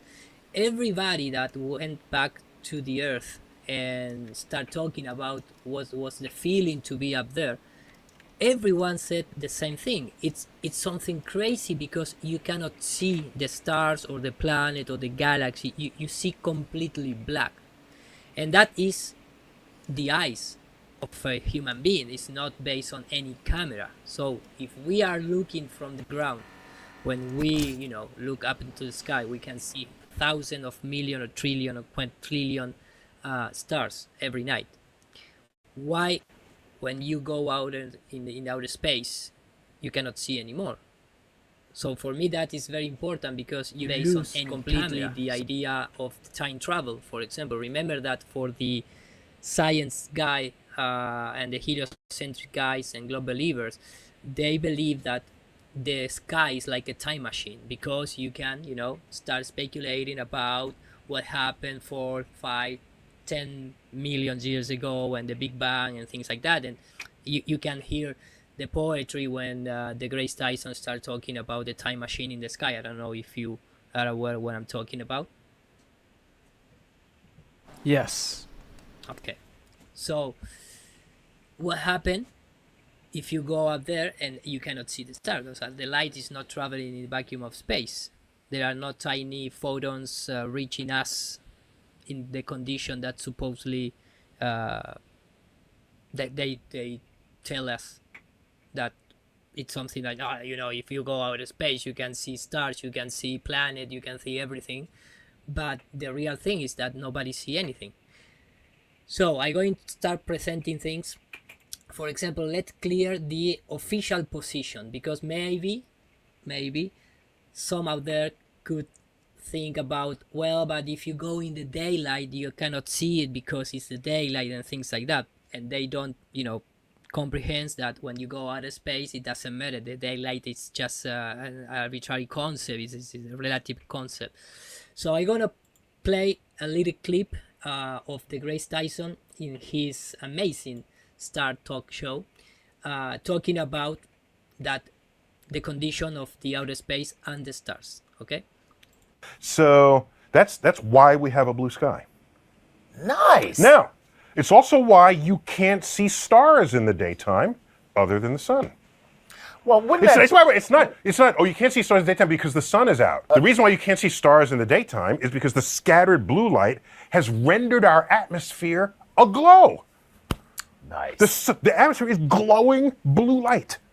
And that prevents you from seeing the stars behind it. If you took away the atmosphere, you'd be able to look up and see the sun. The sun will be there, but then you dark adjust over here, and there's full sky, full stars right over here. Wow. Over there, all around. Oh man. Well, that is a nice thing, because he never went to space to prove that theory. But in his model, in the official model, in the orthodox model of the heliocentric model, that it's something that must be happen, right? Ira, what I gotta say, I gotta send you my undercover recording of the astronaut I talked to, where she said that 2 different astronauts, where they say you don't see, or that you can see the stars even on the side of the day. En el vacío, ¿no? Donde no tenés nada. Exactly.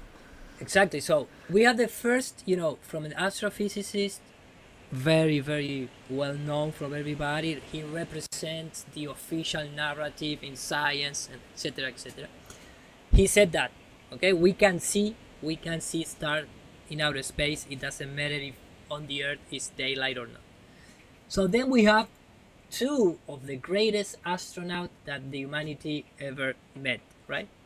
Which is the cousin of Forrest Gump, and the other guy who, for me, you know, it is some related of Forrest Gump. I know Forrest Gump is a movie character, but you know, in the quantum physics, you can believe that, okay? So here we have Don Pettit, and here we have the Freemason Massimino talking about this, you know. So let's take a play. And whilst in space, have you ever looked away from Earth into the black void? I know a lot of times Jeran present this video, you two, Austin, and a lot of guys, and the most important thing of this video is not the actual content itself, is the acting, the bad acting of these two Freemasons, because it's terrible, you know. I mean, it's like they never went to space and remember what they see, because the time that these guys taking to answer a super simple question is you know, already amazing. What? Yeah. So because you can see, so you can see the stars. Oh yeah. You know, and pretty much all the time you can see the stars. It's not a black void. I mean, it's black, but there's all kinds of little polka dots. There's all the stars there, and the cool thing is about it, you can see it during the day. Yeah, you can, and there's more than stars. You can see planets. You can see moons. You see the gas. Magellan clouds of the Milky Way you see galaxy. The Magellanic clouds. Magellanic. See, I just wanted the Magellan well, there's a large clouds. one and a small one, right? Yeah. And then you can see the zodiacal lights. Whoa. Those are amazing. Right before the lights sunrise. of the zodiac. The lights of the zodiac. The zodiacal lights. Okay. So, again, we have an astrophysicist. We have astronaut saying that, and then it's a little bit of contradiction between even the astronaut, because I think everybody see this clip. I'm going just to play and leave it here as a proof, you know. Something about what the sky actually looks like from the moon, the sun, the earth, the stars, if any, and so on. The sky is a deep black when viewed from the moon, as it is when viewed from cislunar space, the space between the Earth and the moon. Deep black. The sky is almost white with the light of the universe, with the uncountable number of stars. Deep black. You can't see the constellations because the sky is just so alive with stars. The most unexpected thing, I think, was the blackness of space. White. Deep black. White. Black. White. The blackness. White. There with the world right there, and then when you look the other way, it's the whole universe, and the blackness is a palpable blackness. It's not just dark. It's forever. So again, they contradict themselves, you know, in 2 minutes from the first interview and the second interview. You know, I mean, it's possible to see or not to see the stars in outer space. So the question here that I'm trying to bring is that if you cannot see the stars with your own eyes, and I remember a couple of years ago I went to a conference in Switzerland where Felix Baumgartner I went to the Aeronautics Museum and things like that in Switzerland, but they present Felix Baumgartner, and I asked him directly, hey man, when you reach the 40 kilometers up there and you just, the capsule was open and you take a look to the Earth, you remember to see the stars and the curvature. The curvature I asked him in a private talk, not in the scenario. When the talk finished, I just meet him, we take a picture, I show this because it's something for real, and he tell me that he cannot think about that, about the curvature. He just was very focused in the sense of the jump itself. But when I asked him around about the stars, you know, that we see from the ground. Well, you know, honestly, when I was standing there, it took us 7 years to go there. You know, if you look back in retrospective, my journey started when I was 16 years old. First time I jumped out of an airplane. You know, and then my story and my journey continued.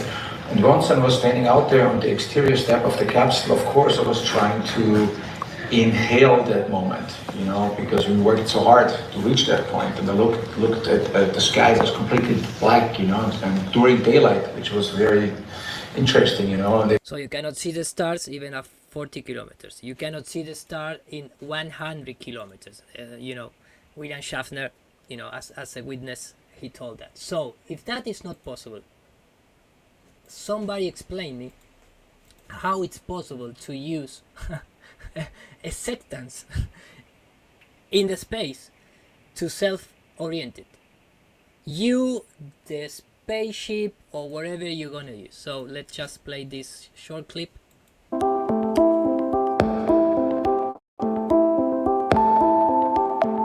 Because that picture is amazing.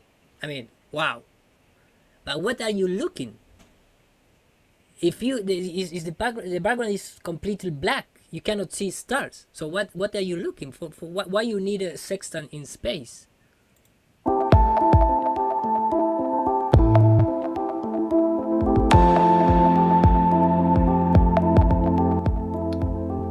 Here you have it.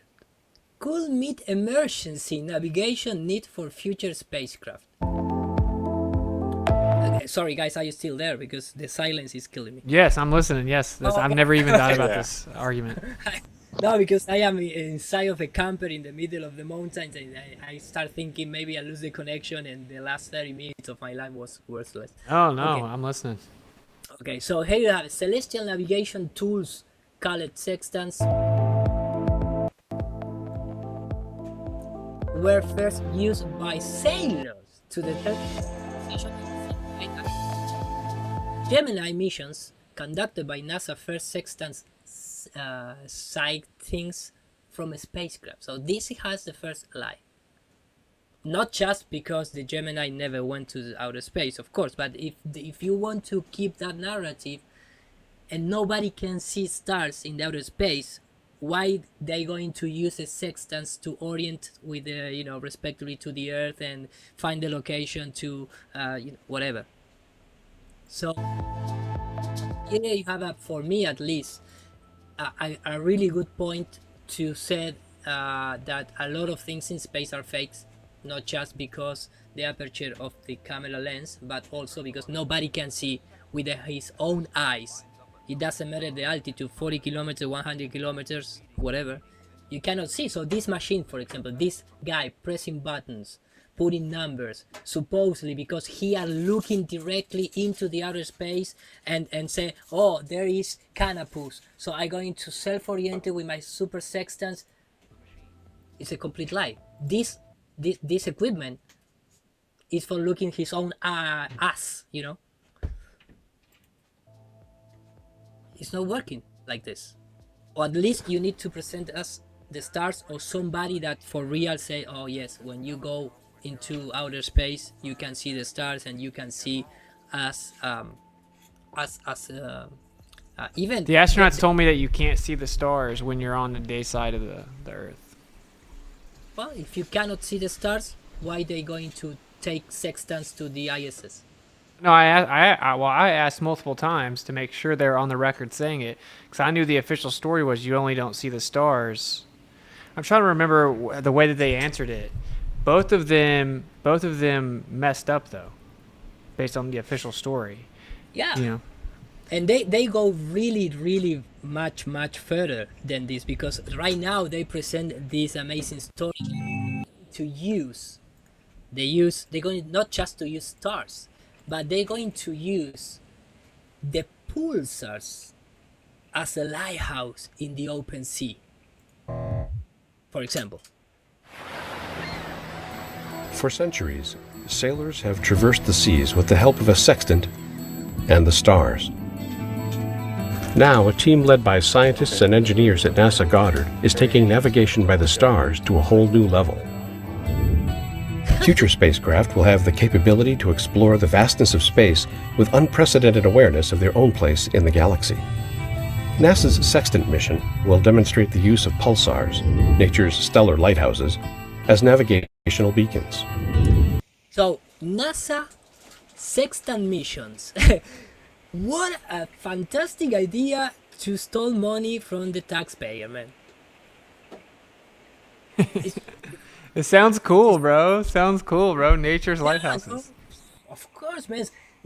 Because when we see this type of short CGI advertising in the NASA official channel, it's because some motherfucker went to the Congress and asked for money for the Sextant NASA mission to, you know, use the pulsar as a lighthouse in space to reach what?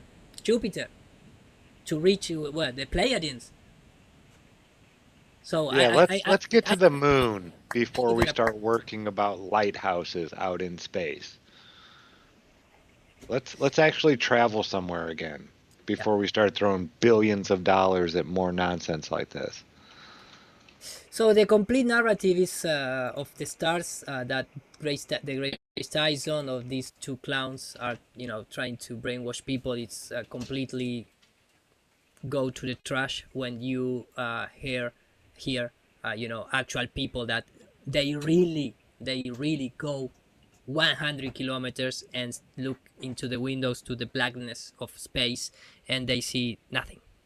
Just the moon or the sun. And here I have the in English, so let me just play a couple of seconds until William Shatner talk about the blackness, because after his experience they developed a new concept, which was the how you say in English, the perspective effect that William Shatner suffered in his way to space.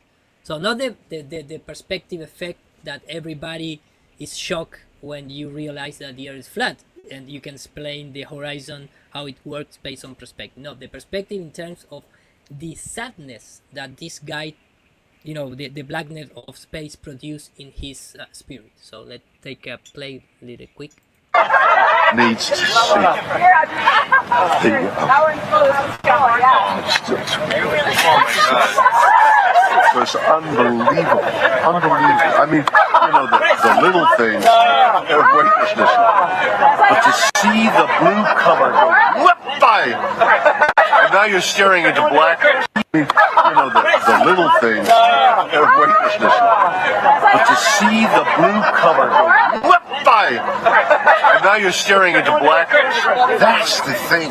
The covering of blue, this sheet, this blanket, this comforter of blue that we have around us. We think, oh, that's blue sky. And then suddenly you shoot through it all of a sudden, as though you whip off a sheet off you when you're asleep, and you're looking into blackness, into black ugliness. And you look down, there's the blue down there. Black ugliness. And you look down, there's the blue, you know. And the black up there, and it's just, there is Mother and Earth and comfort, and is there death? I don't know. Is that death? Is that the way death is?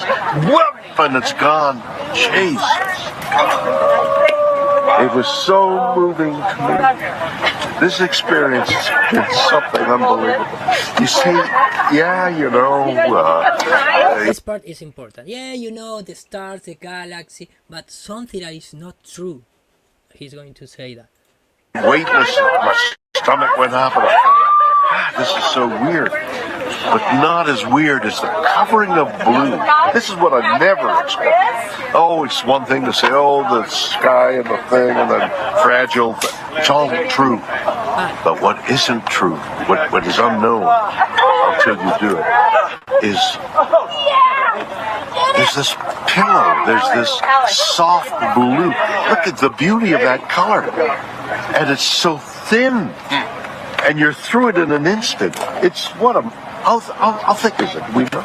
I mean, the atmosphere. Is it a mile? 2 No, miles? I mean, it depends on how you measure because it thins out, but maybe 50 miles. Not even. But you're going 2,000 miles an hour, so you're through 50 miles, whatever the mathematics Fast. are. Yeah, really you know, it's like a beat, and suddenly you're through the blue.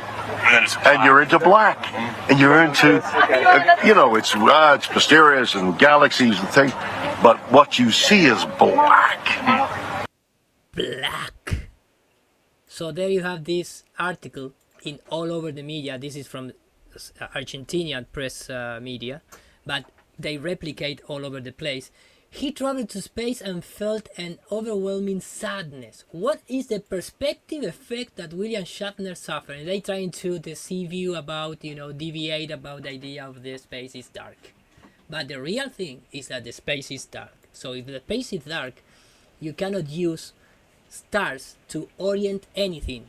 Not you, even the spacecraft, the satellite, because remember that a lot of satellites supposedly are oriented from the stars in space. Not just use the gyroscope to, you know, keep the balance, but they need to aim to a point of reference to orientate themselves.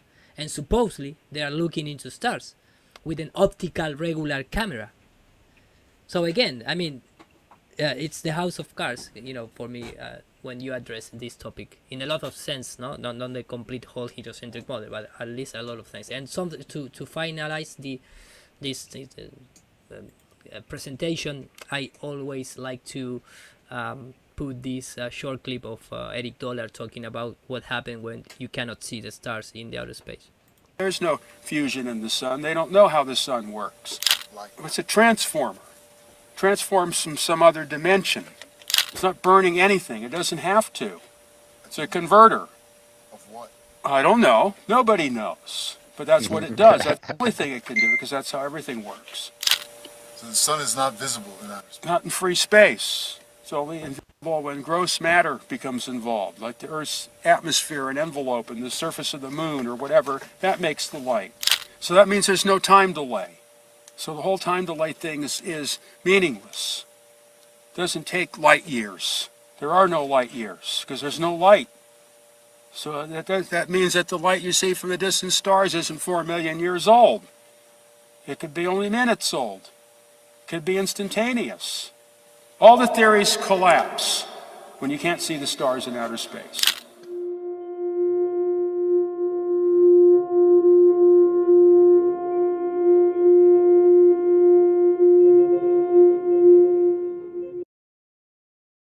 And here, this is a short a video from the Dan Dimension, and you know, showing that this is a stratospheric station. This is a robotic arm covering the sun because they trying to study. I don't know. I cannot remember exactly the study of this stratospheric station balloon. But the thing for me, at least in this clip, is that beside the fisheye lens, is that you have a really wide coverage of the Earth down there, like 2,000 kilometers from the left to right.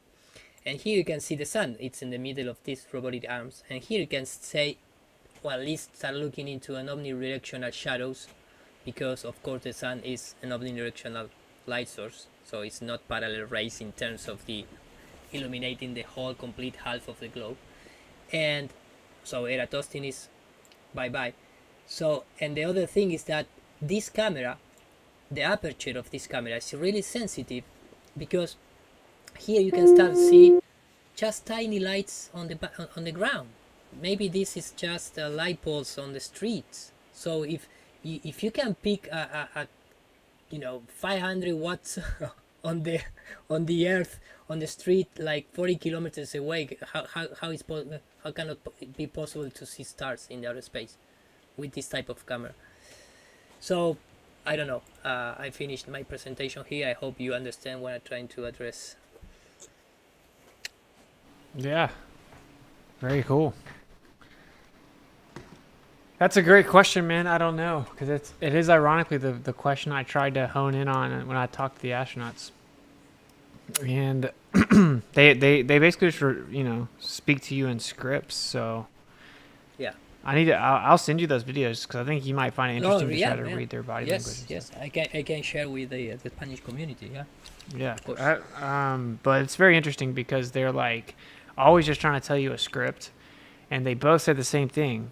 This is clearly the script that they're told to say, and it's like stars look the same in space as they do on the Earth. The only difference is they don't twinkle because there's no atmosphere. Oh wow. They just both say that. I'm like, that wasn't my question at all, right? Like I asked you, do you see stars on the day side of Earth by the sun? And why are you talking to me about twinkle stars? Twinkle, like, twinkle stars. Yeah, it's so stupid, bro. So I stopped sharing. Okay. Transition. And let me just take it from you. Bang. Okay. So yeah, I don't know. Like, and I was like, I just kept asking, and they were saying you can't see the stars, and I'm like, oh well. You seem to not know the official answer, which is that you can see the stars near the sun on the side of the sun in space because there's no atmosphere. So you're supposed to be able to see the stars everywhere, even on the day side. Exactly. Yeah. Both of the astronauts got it wrong, and the second time I talked to her, the second girl, I asked her like 4 times, and she just kept saying No, it. and the next time you need to bring with you a sextant and say, okay, show me how you use this in outer space, and point it to the star. It's a mission. It's a mission from NASA. How much cost that mission? $20 million.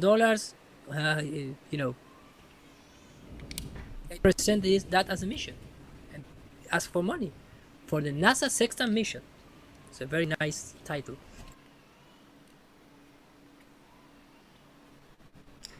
Man, it is so hard to see the stars with a sextant. Like the moon isn't really that easy to see. The sun is really bright, so because it's about a few different things. The sun even looks like teeny tiny. Couldn't find a star, and now I never used it when I was like out in New Mexico, but I was in the country out in the country. I had some pretty good skies, but I could not pick up a star with my sextant. Now, granted, it was only like a $400 sextant. They get up to like thousands and thousands of dollars. But it was one that was, it's a master sextant. It's the one I sent to Austin, and he was using it to measure the sun. But yeah, it's like a professional one used out at sea, and I couldn't see a star through it. Working in outer space certificate, right? Mm-hmm. Now, of course, it's a magnificent tool, but for using at night on the Earth, not in outer space.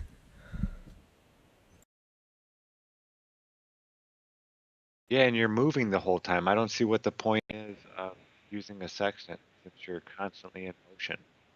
But the angle is constantly changing. I know the answer to that. They claim that it's effectively the same. They don't really change that much because you're still so close to the Earth.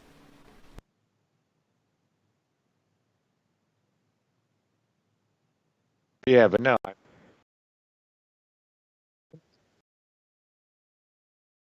Space. Cut out. To go around the Earth. Cutting out for you guys? Sorry, I have a little bit of lag in my internet connection, so I'm going to reset the cell phone because I am using the cell phone as a router. I come back in 2 minutes. Does anybody else have something they want to bring up? Something that they think they should talk about? Jeran, do you think we should, you got something? No, nothing I can think of off the top of my head. You think we should give everyone like a little bit of an update on the other situation? You can if you want, yeah. Okay. So... Not talking much about it anymore, but I said I would give updates, so yeah, that'd be good. Yeah, good idea, bro. People trying to lose their mind. Burn you at the stake. Yeah, so Duffy sent, I guess he got his attorney to write up and send a contract in, where, let's just say they're not agreeable terms for a few reasons, one of which being that it basically says that if anything pops up unexpectedly where we're not able to go, or we miss any quote-unquote material aspect of the trip, then we're fully liable for all expenses. That was in the freaking... That's obviously not agreeable terms at all, so we have to counter that. So how could you not... What was that again? What did they say? If say for some reason we end up not going, unless it's like a death of an immediate family member and we notify them within a certain amount of time, then so if we don't go to the trip, except for that situation, or miss any quote unquote miss any material part of the trip. Yeah, what is that material part of the trip? Good question. I guess required. Then we would have to on at Punta Arenas at a certain time or something, and we don't get there. Yeah. Now, what happens if my flight got delayed? I'm supposed to pay him $35,000. What happens if they end up for some reason saying one of us can't go? Well, then neither one of us are going to go, right? I'm talking about the people that approve you to go. So it's like, yeah, just the contract's not agreeable terms. It's I think it's suspect that it would be in there like that, but I can understand his perspective, obviously, in that he wouldn't want to pay for these trips, and that's just decide not to go last minute, and he just lose all the money. Obviously, that's understandable, but not the way that it's written.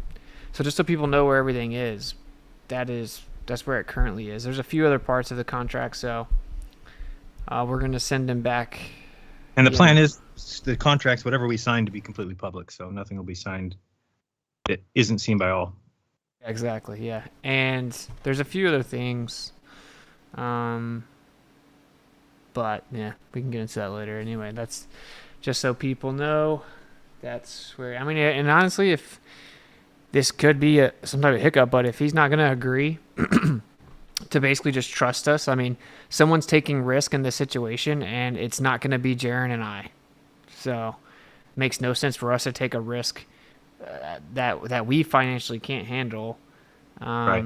He either has to trust us that we'll go if we say we'll go, or tough luck. Because if we stay, there's no chance I owe $30,000. So it's a better option to just not go. If there's an option of going, and then I might owe $30,000 that I could never come up with. Yeah, exactly. Plus any possible other expenses, and we also the number one thing I've requested the whole time was final edit rights, and the final edit rights section is not in any way substantial enough. It's not good. So, we'll see how that goes. But I have an attorney that's helping with it, so everything's going to be fine in terms of that.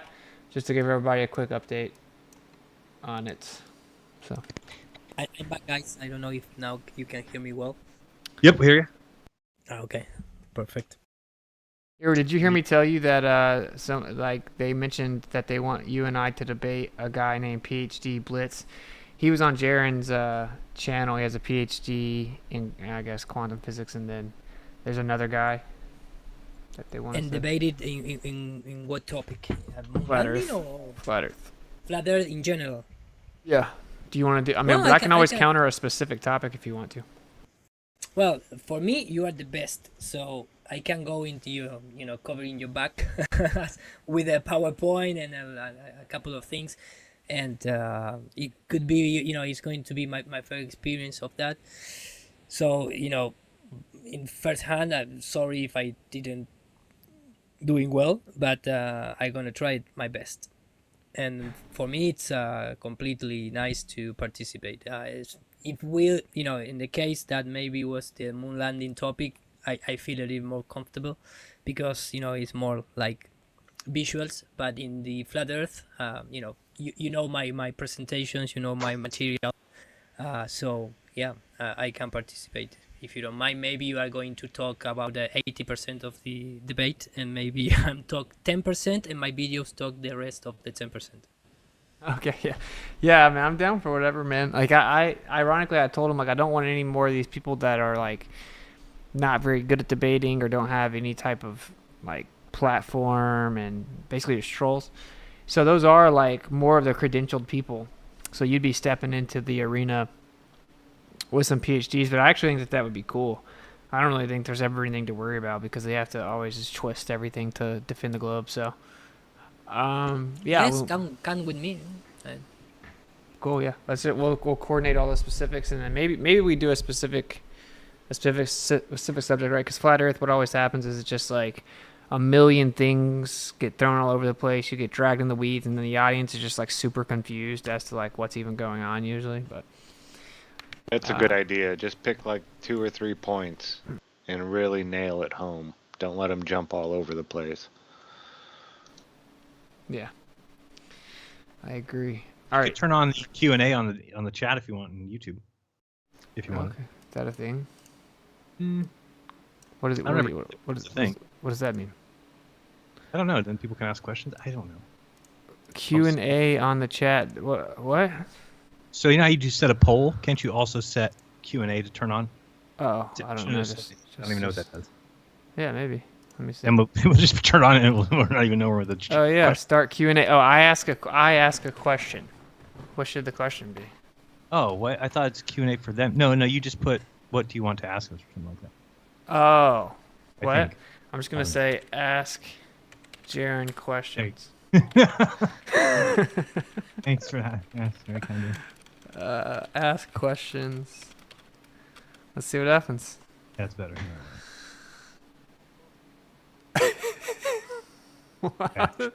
How does this work? Like I'm so. I don't know where the questions go. I think they go on the screen and then you select them and they show up. I don't know. Now I'm confused. It's actually good. Oh, we'll see.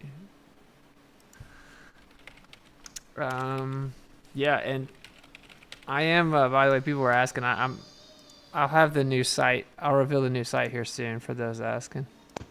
I sent a question. Thank you.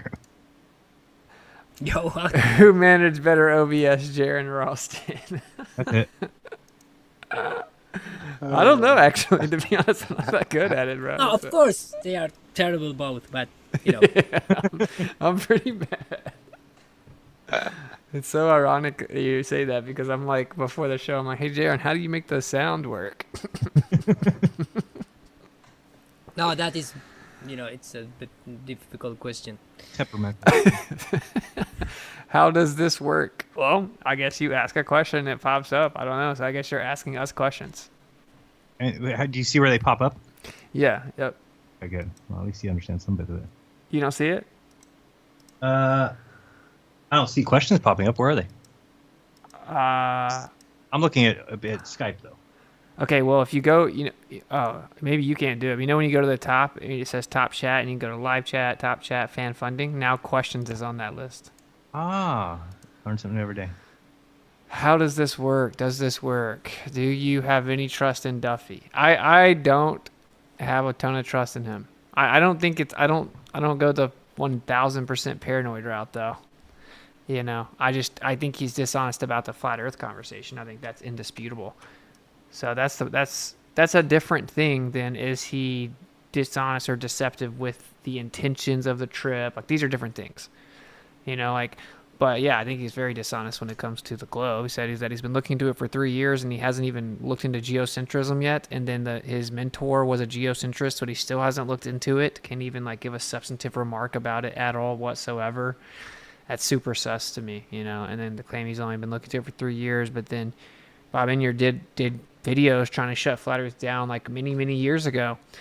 So he had to have heard of it before then. And and more so just specific. Every time you try to talk about a specific part about Flat Earth, you never really get a direct answer. He kind of squirms around. All of those things are different than, there's cognitive dissonance and there's many different things. Those are all a little different than, did this guy murder a baby and he's being set up to kill us or whatever. All right, Blitz debate win. There's not an official debate. I was just telling Eru that James reached out to me. Do you see the questions too? No, this is not related to the debate, but it's related with the live stream itself. Something that it's really work in terms of the given likes, because right now we are 362 people and only 131 likes. It's if you put a poll, I think it's a poll in the name in English, asking like you already give us your like or your thumb up.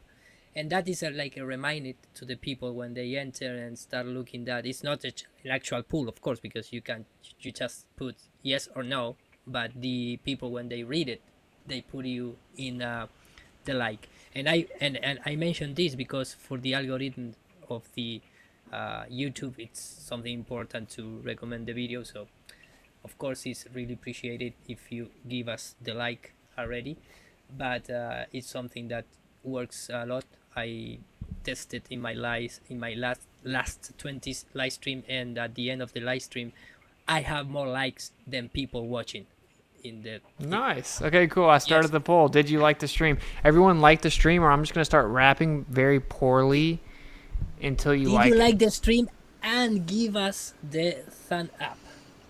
Hey Jeran, so I'm coming up with a song about Zionism, bro. I think you might get some of these bars. I'm only gonna give a couple away, but I think you might get them. Ready?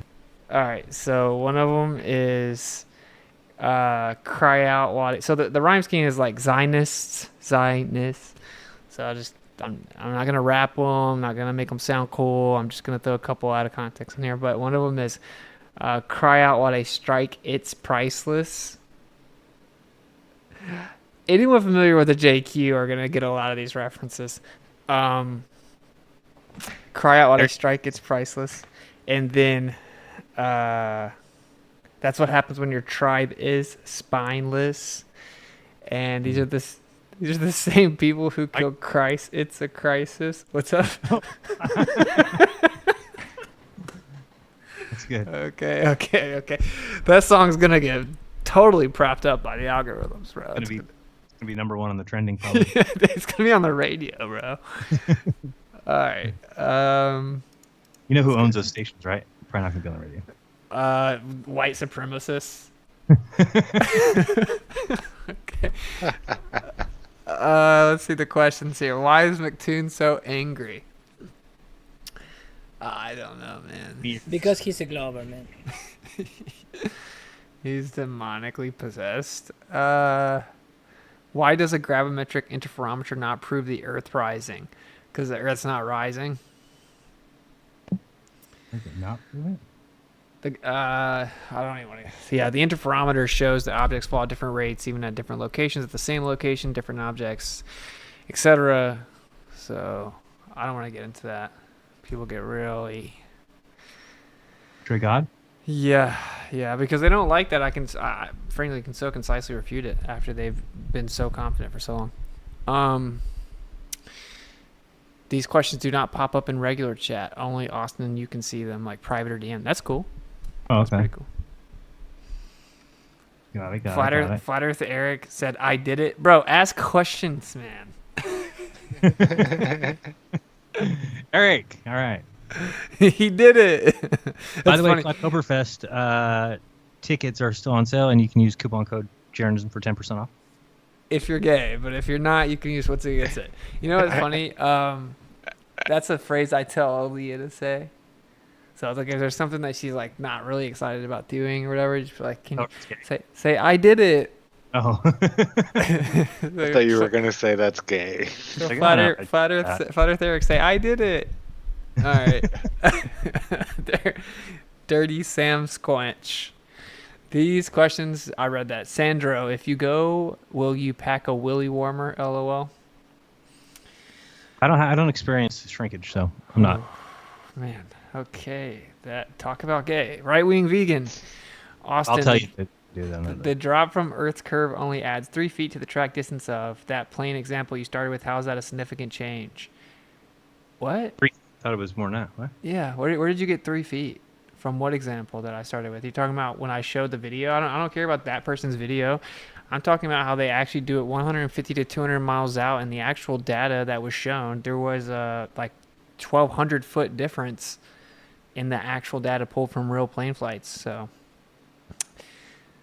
I would say 1,200 feet. And first of all, it makes a huge difference over a great distance, right? Because your angle is going to be completely wrong. Like you're going to think you're going to actually just not even make it to the Earth. In fact, it's going to be way more complicated than that. But it doesn't matter as to like how fast you're going. Are you going too fast? Not blah, blah, blah. But the last thing I showed with Man of Stone, that's Man of Stone and BitChute, I dropped the link. It actually shows that just based on the data that was pulled from the plane, it'll tell you the rate of descent and the angle of descent, right? And when you compare that to the flat Earth prediction versus the globe prediction, there was like a 1,200 foot difference, and the flat Earth prediction was within 100 foot of what the data showed, while the globe was like 1,300 feet off. So, all right, there's no rebuttal to that. This is all we ever get is it's negligible. Everything's negligible. Juan Antonio, how do you gently talk about your belief without someone thinking you're crazy? Someone else want to answer that? How do you talk about flat Earth without someone thinking you're crazy? It's the best way to do it, in my opinion. You don't say the Earth is flat. You just plant seeds. Let them, ask you questions. If they don't ask you questions after you explain a couple things to them, then they're probably not interested and don't really care, and you're never going to reach that person. Dude, this is a super cool function. Like when I have a guest on and I'm like, if you have questions for the guest, it's like, yeah, ask them here. But also, I like super chats as well. Yeah, don't be too pushy and just flip it around on them where you're like, you know what, man, flat Earth's probably not for you. It's much easier, man. You can buy a subscription to the Daywise app. That too. Yeah, I will just say the best approach is just to be like, yeah, you're like really making this weird, man. Let's just not talk about it. Like 100% is to be like, and also the way you say it, like, so geocentrism is a way less stigmatized. So if you're like, yeah, actually, based on my research, the universe is actually geocentric. Or based on my research, the Earth is actually in the center of the universe. If you say something like that, you're not going to have a visceral reaction like flat Earth. Yeah, you can start talking in third person, like, there is a people out there that blah blah blah, and you're trying to, not say I'm a flat earther. True, that's true. Although it increases the chances that they're gonna talk crazy about it.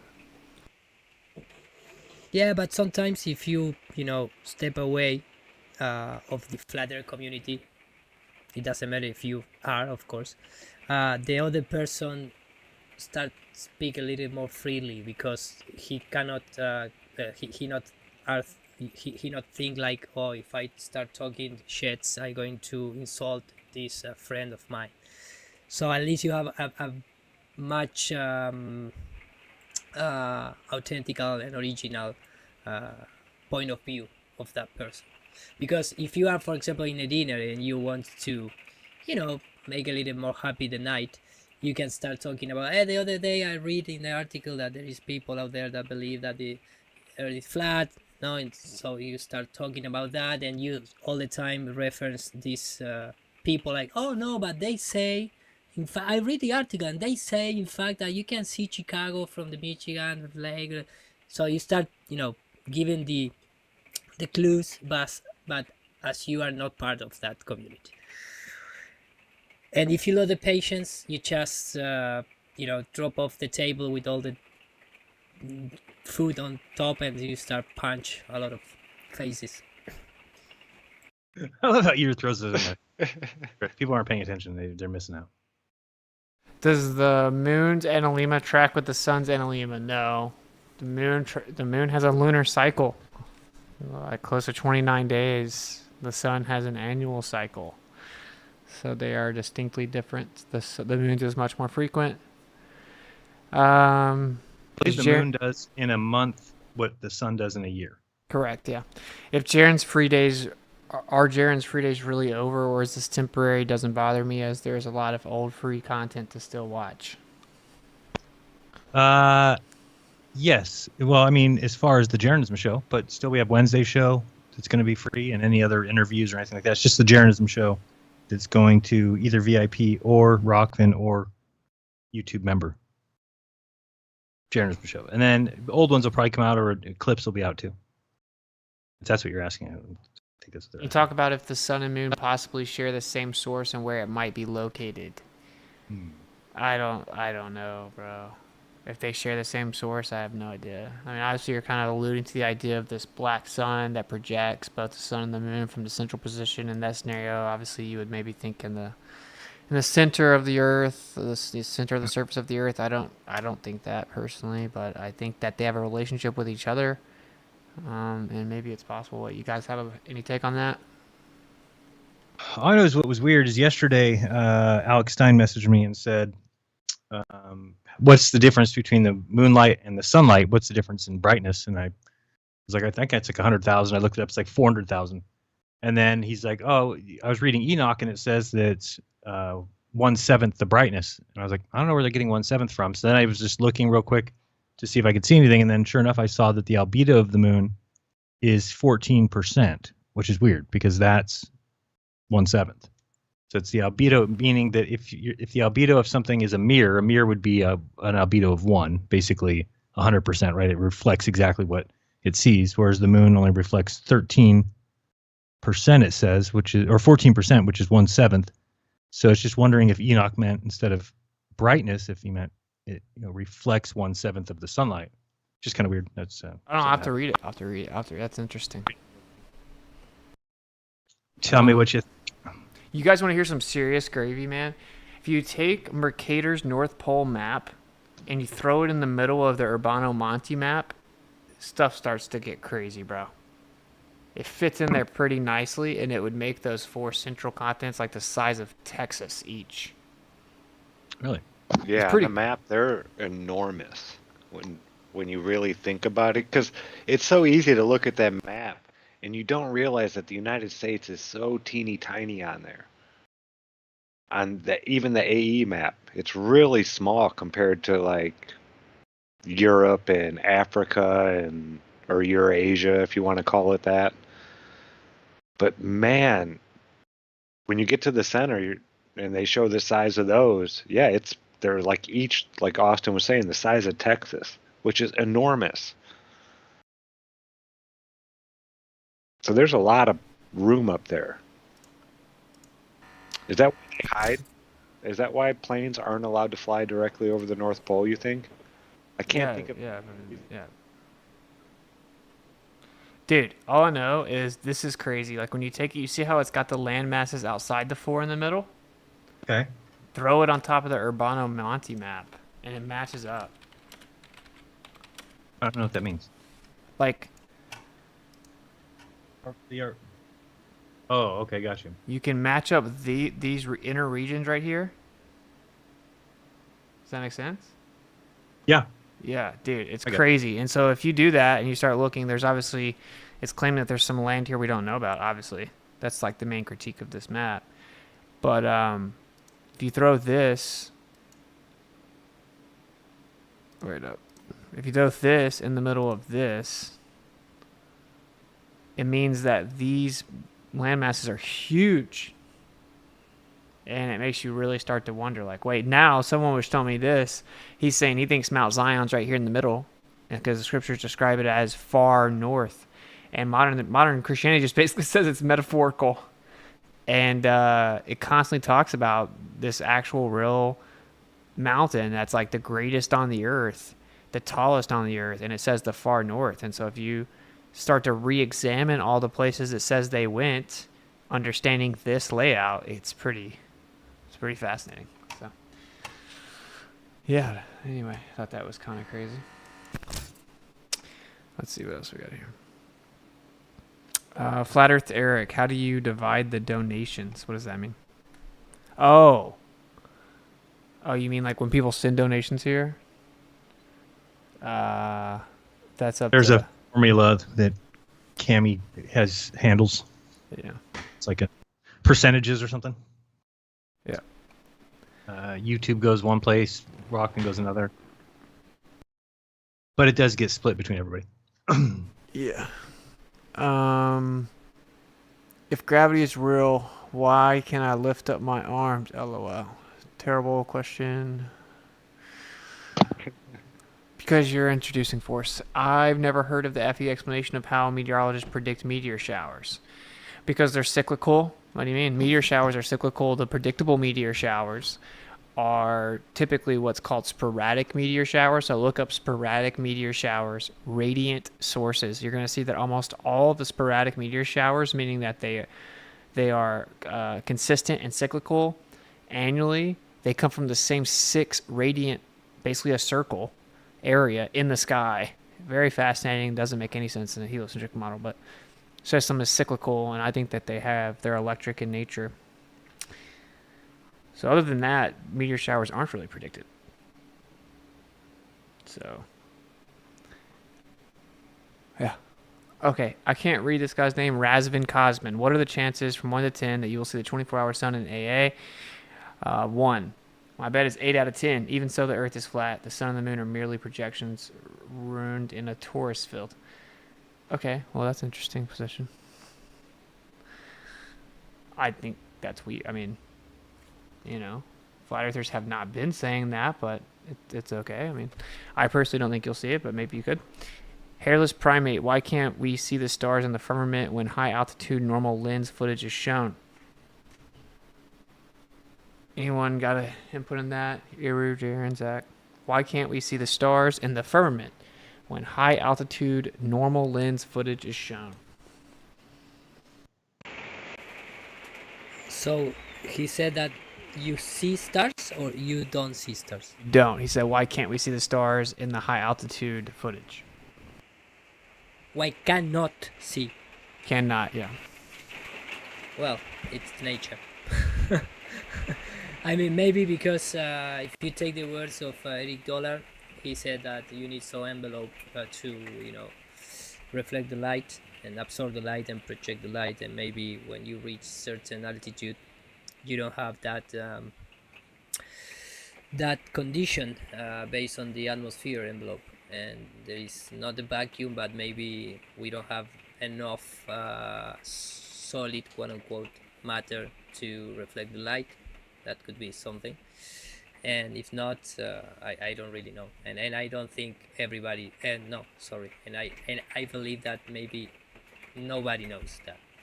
Because if you take the words of Eric Dollar, when the guy asked what is the sun, he said is a transform of what, and he said, well, nobody knows.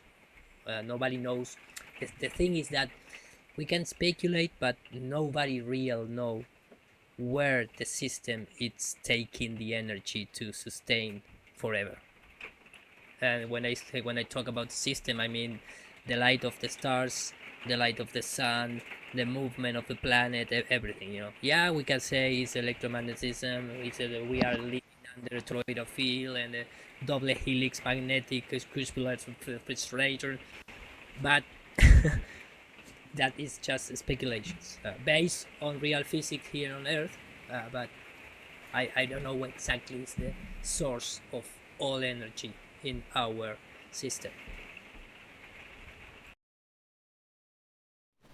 Now, I've seen video where they see stars from high altitude balloons at... Yeah, Michael didn't do that, but it's 35 kilometers, 32 kilometers. Yeah, you have to get way up there. Dwayne Calumet was like 111,000 feet, and he could still see the stars. Yeah, the problem is we have people about 100 kilometers. Yeah, way up there. Yeah, and with his own eyes, they cannot see stars. Yeah, that's crazy. So here you go, just to read this off, let me transition here.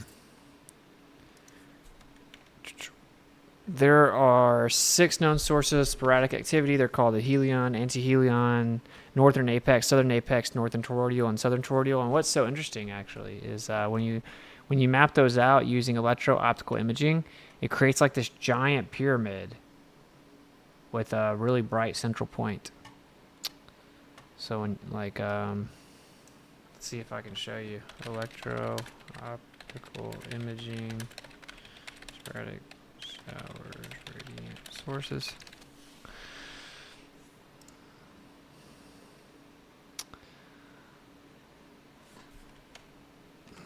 Yeah, I mean, this kind of shows it here, but there's crazy images of that. But so, anyway, there you go. And they'll tell you, like, yeah, we name the showers that are predictable because they're cyclical. So, all right. Could be the Pleiadians going on their holiday vacations. Yeah, bro. Yeah. Duh. Be cyclical electrical charges, discharges, and some think they're sentient things moving. Who knows? How can we get more information about the North Pole? Read old books. Anyway, you guys got an answer? Yeah, try to get as close as you can, I guess. Read stories and information and claims from ancient civilizations that have been undermined arrogantly and presumptively by modern propagandists, and just consider their positions cross-reference geographically with the different claims. And basically what you'll find is a lot of people claim that there's a giant mountain there, and there's even further claims. You can read like the Smoky Gods. They claim that there were these really advanced, really big entities and beings that would occasionally come out from the center, and they resided on the mountain, and that they were really advanced, and they called them gods. And then if you take that portion out of it, that there are beings there, which is a surprisingly frequent claim, then you will see many, many civilizations claim that there was a mountain there. They all have different names for it, right? Mount Negra, many different names. They claim that there's like a really giant mountain right in the middle of the Earth at the North Pole. And Mercator, which we just showed you, because I don't think people realize that. I think there's going to be a lot of new people coming to this channel over time here, especially with me like spilling over into these random topics. And I think we don't realize how many people don't know some of this basic stuff. But this is Mercator, the person that made the maps that we... Oh, sorry. This is Mercator, the person that made the maps we all see in our classroom, right? So he's known to be one of the most accurate cartographers, one who makes maps in the world. But apparently, whenever he created this detailed map of the northern region, he was just, I don't know, tripping shrooms or something. And well, you know that there is well, at least because in the Spanish community we discussed this type of maps, and remember that this was really religious people, and they trying to fit the idea of the 4 rivers, blah blah blah. So a lot of these people draw maps based on mythology, and at least you need to have that into account. Yeah, fair enough. Fair enough. All right. It's been some crazy stories too. What's the one where the father and son, they're fishing and they go up further north because they're not catching any fish, even though they know it's dangerous, and they claim to go to some land where there's giant people living there and this and that, but when they came back to like this, to Middle Earth or whatever they called it, they ended up down in near South America. Like they came out the other side. I don't know. That's crazy. Never heard that. There's also obviously the story of when people would go there on their boats would start levitating, and it would pull all the nails out of the boat and stuff like that. There's like a giant magnet in the middle. Yeah, it's time to go. All right. The boat starts getting pulled apart. Time to go, yeah. Is Jeran the leading innovator in using the YouTube features for content? That mean? Yeah, I don't know. Is your idea to use the Q&A? Are there any social media platforms that are not loaded with FE? Those are both flat Earth, Eric. I don't know what that means. FE. Not loaded with FE, huh? Flat bullshit. Yeah, I don't know. Maybe global. Pinterest. Yeah. Pedrick just has lots of flat Earth images. Oh, okay. I don't know. I don't go to Pinterest. Smoked. Yes. Cindric Landry, how can we see a 24-hour sun in Antarctica on a flat Earth? Who says you see a 24-hour sun? And where? In Antarctica. Oh. There are some people who claim that they have a mechanism. I've seen some things that are kind of interesting, but none of them really passed the test for me. Yeah, none of them for me either. I saw a couple people come up with something, but I've seen that back. There was a guy named Flat Earth. I want to think his name was Hero. Maybe it was Flat Earth Mega or something like that. I don't know if you guys remember. He's a channel. Crush. Flat Earth Crush was the name. Who tried to propose a map where the sun basically turns and goes south. And I think Brian Flat Earth Tests had that kind of idea on his channel last night, but it still doesn't work. It misses all of Russia for getting the sun ever during this southern summer. So I have not seen one that's been proposed that works. And I'm not sure that there will be one that's found. That's why I don't think that there's a 24-hour sun. And, that's just my position. And until somebody shows it any different, because it just doesn't jive with me, which is why we didn't see evidence of it, which is why there wasn't any in 2015. Why they had to splice videos together, and why Stephen Hawking had to fake his experiments, and why Nat Geo had to use optical illusions. I doubt that the reason for all that is because there's a 24-hour sun in Antarctica. I think it makes more sense if there's not one. Exactly. But I think that the trip will be canceled. I think that that's... and I personally don't think Duffy or any of these guys have anything to do with anybody who would be in charge of that. I think that he's just kind of doing this because he wants to and is quirky and weird, and so he's doing that. And then I think that once the higher ups find out about it, they'll just make sure the trip doesn't happen. So that's basically what I think. I think it'll be canceled. Yeah. Yeah. As far as how does it work, I wouldn't even worry about it until I went down and saw it. There's no use. Too many people are pulling their hair out over something that we don't even know exists yet. I mean, imagine doing that. We don't need to explain things that have not been observed. I know. I haven't given it really any thought. Shouldn't. I mean, it's just a waste of time, really. I mean, I guess people who wanted to have had questions about me saying, "Well, I think it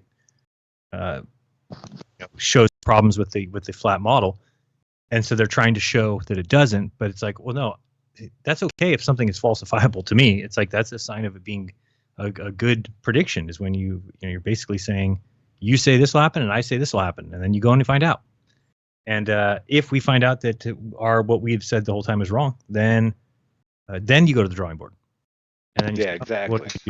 Then it's like, okay, how is this working? What's going on here? Yeah, then I'd worry about it. But it's no different than asking, hey, Jeran, if I sent you up in a rocket and you saw, it looked like a globe and it was spinning, what would you do? Yeah, even that's a thought. Well, at least I can imagine that happening. I don't know. To me, it just seems like it's futile, because what you end up doing is you end up getting frustrated because you can't find an answer to it. Well, maybe there is no answer.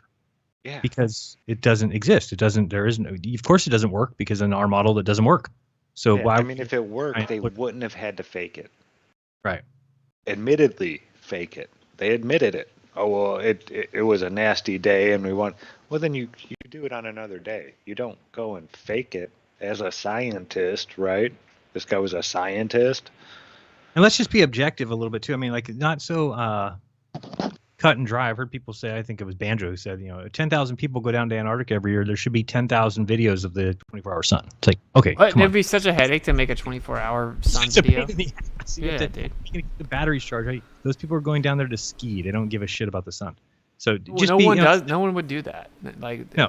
But it's not 10,000, but it's also not zero, right? There's a number in between there that actually works. So don't be people that work there, especially people that work there and stuff, like you would do it. Well, here's the thing about my wife said, and I think she had it dead on. She said, don't you think that they just, as part of the interview process for people who go down there and work, they make sure you're too dumb to realize what's going on?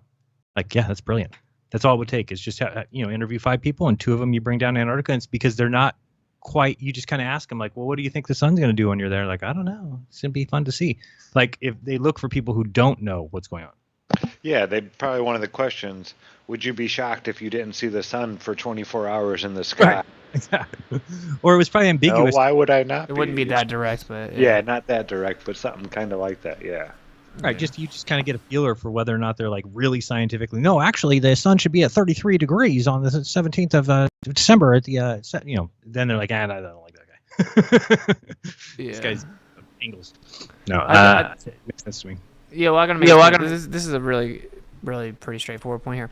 Like, especially if you went back a few months, but almost even right now, you ask any flat earthers, like, do you think that there's 24-hour sunlight in Antarctica? They'll almost all say, yeah, I'm pretty sure there is, and that's not a problem for flat Earth. Right. Now, why? Because we're like, okay, there seems to be some evidence that there's 24 hours of sunlight and not 24-hour sun. And then we discovered, oh, there's a perfect mechanism, and it's not even a reach. It's like almost expected that you would get that based on our understanding of the Earth. A perfect mechanism, coffee cup caustic with the light in the dome wrapping all the way around, perfectly explaining it. And then we're like, and perfectly explaining the remaining light distribution for day and night at the same time. So that's why almost every flat earther will tell you, oh, no, 24-hour sunlight. Yeah, probably, I think it does happen. It's not a problem for flat earth at all. Why? Because they found an actual mechanism that you can prove that it works in that understanding or that model. That's why all the flat earthers acknowledge that there's probably 24-hour sunlight. So why would you guys not just approach this topic the same exact way? You're forcibly a hypocrite, is what I'm trying to say. If you don't realize that your current position has already evolved from that same line of reasoning, then you're tripping, bro. And to be completely honest, as weird as I haven't heard anybody else say this, but I'll just say it, that if the evidence was there when I went looking for it, there's a high chance I wouldn't be a flat earther. Because the original, for me, was show me evidence of the globe. And then when I went looking for it, I couldn't find any. And one of the things that would have been the kind of evidence I was looking for would be ample footage of the 24-hour sun in the south. When I went looking, there was none, and they cut all the video cameras. So that's evidence in our favor, right? So it's just, when I hear people say like, oh, what do you mean? The southern sun has nothing to do with me being a flat earther. I'm like, well, you can say that because you didn't get here through the painstakingly way that we did. When I felt like flat earth was actually scientific and we had to actually iron through these things and come up with explanations or reasons. So I think that is kind of funny because it is a major, for at least me, it is major because of it not working. Yeah, that was a major talking point of theirs at first. Right. Until they found there was like not enough evidence to kind of back it up. But it still was the kind that, the reason why it was so important is because it kind of is, like we've seen, not really possible in our model, and just like a setting sun isn't possible in theirs. It has to be the opposite of the north. So, correct. Either it is the opposite of the north, or it is as we dictate. But yeah, the other thing, I mean, just giving up on the sun and saying it's got infinite locations it can be, I'm not down for that either. The sun, we know where the sun is every day, every minute, every hour, every month, every year. So it clearly doesn't have an infinite amount of places it can be. It has one. It can be one place right now, and I guarantee it's there. So, and if everybody I on the do Earth, think that there's an apparent position of the sun. Like there's an actual sun. It's up there. It has an actual path, and then there are apparent positions of the sun. But that's not synonymous with a 360 around me, bro. How do people not? People are like, what about apparent sun, Austin? I'm like, yeah, what about it? Like, dude, I've fully polished that argument. I use it all the time. You're gonna come and now tell me about it? Hey, Austin, apparent sun. Would you say, Austin, if the sun stopped in the sky and everybody on Earth walked towards it, would we all end up underneath it? Yeah, because even as you walked, it'll update as you walk. So you still, So there's still one sun. And we would be seeing them at a different, like, if you were over there and I'm over here, we would see the sun in a different place relative to us. But if we both started walking towards it, as we get closer and closer, it's going to be updating more and more to the actual position, right, where both of us are going to converge. Does that make sense? Right. Yeah. Because eventually we're going to get close to each other at some point. when my wife and I were at the beach one time, we were like 10 miles away from each other. We're on the phone talking. And when we started pointing out where planes were in the sky, it was crazy, right? Like a plane that would be flying above my head would be completely displaced for her to the point where she's like, telling me where I'm like, what, over there? That doesn't make any sense. Now, those planes are in apparent positions for both of us, but it's the same plane that we're seeing. I'm just wondering, is that the same thing you're saying about the sun? Or are you saying it's even beyond that? No, that's what it is. It's just like exactly how it works. I mean, Right. like we have a personal dome. I think there's also a real dome that has layers. So we're seeing it through like I just think this place is like a very fractal, incredibly designed place. But If you want to trip out, it's here's what just you an could do. infinite And I saw this at the Flat Earth Conference where I first noticed that this is a thing. I forgot if it was in Dallas or Denver, but somebody brought a telescope and it was out front of the conference center and they were looking at the moon one night. I went across the street to get something to eat. I was coming back. And as I was coming back across the street, I was looking at a side profile of the telescope. And I was looking at where it was aimed off to my right. And I'm like, what are they looking at? Because I could see the moon, but the moon was way high up in the sky. So I'm like, all right, I guess they stopped looking at the moon. So I walked over there. I'm like, what are you guys looking at? They're like, the moon. I'm like, what? No, you're not. And then I got behind the telescope and looked through it. And sure enough, it's aimed right at the moon. So I had to go back across the street to go see again. Like, why is that happening? So if I went across the street again, turned around and looked, it's nowhere near. So you could just do that, test me on that yourself today. Go out and, I don't know if you want to point a broomstick at the sun or something and then walk across a distance from it and look at its side profile. And you'll notice that is not even pointing anywhere near where the sun is. Pretty crazy how the sky works like that. Hopefully that made sense. One thing I want to touch on really quick. Now, I can't believe I'm doing this, but I do want to do it really quick. We'll be at, we're coming up on 2 hours in a sec, but this is obviously very obvious and simple, and I shouldn't have to do this, but I actually do. I actually do have to do this. So people are still pretending that, like, Professor Dave really dominated me on this point about the stars, and they're all saying, like, I mean, I wouldn't trust anyone that doesn't understand that you have to look at it from different directions, or thinks that if you looked at a let me cover this real quick, because FTFE called me one day and was like, what's your position on the stars thing that Austin was talking about? And this is the way I described it, made him kind of go away. Right now, everybody take your fist out in front of you and do a clockwise circle on your fist. So right, it's out in front of you, it's below your eyes, it's doing your clockwise circle on your fist. Okay, it's clockwise. Now just kind of raise your fist up so now it's above your head. And keep doing the same circle that you were. And as you lift it higher and higher, you'll notice that that's now counterclockwise. Just like, here's another way of doing it. Take your arms out like when you were a kid and you were doing forward circles of when you're stretching, getting ready for baseball or whatever, and you put your arms straight out and you're doing forward circles. So if you're looking at those circles, they're both going the same way, right? You're going forward with your circles. If you look to your right, which way is that? Well, that's counterclockwise. Now turn and look to your left. Which way is that way? It's clockwise. But yet our hands are moving the same direction. So this is why it's all dependent on the person. When that hand's above you or below you, it changes. When your arms are out to the sides of you, you're moving your little circles forward. They're the same direction. But if you look to your right, that's counterclockwise. Look to your left, that's clockwise. Anyway, go ahead. Think about how elementary what you just said is. Okay, because this is what I'm saying. This was actually very, is very like telling to me. It made me step back, and I'm gonna say this, and it's gonna sound distasteful, but it's just how I feel. Like I realize, actually, a lot of these people are low IQ, and they lack spatial reasoning. Now, not to say that they're all really low IQ, but I mean, dude, this is very elementary. Okay, and spatial reasoning is an aspect of IQ, whatever. But like, you lack basic spatial reasoning, and I'm not trying to be ugly. I'm just trying to make a point that I don't think people realize that that's what we're actually dealing with. I'm really not trying to be ugly, but when I realized that, and I saw all these people, I saw Professor Dave literally like struggle and fail to grasp the simplicity of the concept. There's layers to it. The first part is what you're saying. They denied that. He denied that. Then he took a globe and started spinning it into the webcam, proving my point, right? Which is, for us, it's spinning one way. For him, it's spinning the opposite way, but it's just spinning one way, right? But anyway, I know that sounded ugly, but I'm just being honest. People need to kind of... I don't think we realized how bad it is. And maybe it's not low IQ. Do you think he's being genuine? I think he was genuinely confused. Yeah, absolutely. Absolutely. Wow. 100% he was genuinely confused. So, because then... he's not that smart. He even admits that he finds smart people and they tell him what to say. Quote unquote smart people. But this is what I want to say right here. Quote unquote, yeah. So then I point out like, look, you have a bicycle. Actually, Jeran's got a great example right there. Just rotate both your arms and just look left and right. You'll see that they're both going forward, but one looks like they're going clockwise, the other counterclockwise. So everyone can do that.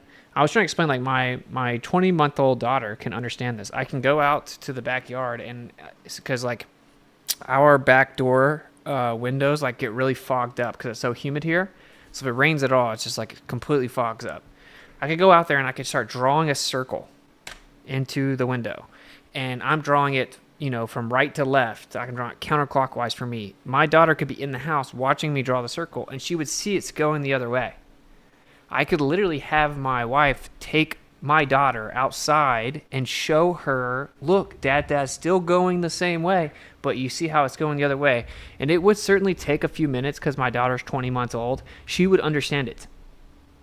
Okay, so now, literally, she would. And so now we're at the point now where it's like someone's being so dishonest or they're so incompetent that this can't be fruitful. So I want to bring this up, though, because I realize that a lot of people are having struggle with it. They're struggling with it because they're listening to this other group of people be so confident that I was so stupid in that debate that they're like, there's no way these people could be that wrong and that confident at the same time, right?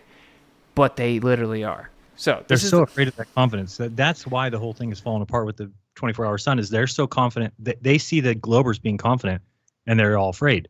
What you need to recognize is Globers are confident because they're Globers, right? Not because they're ignorantly right. confident.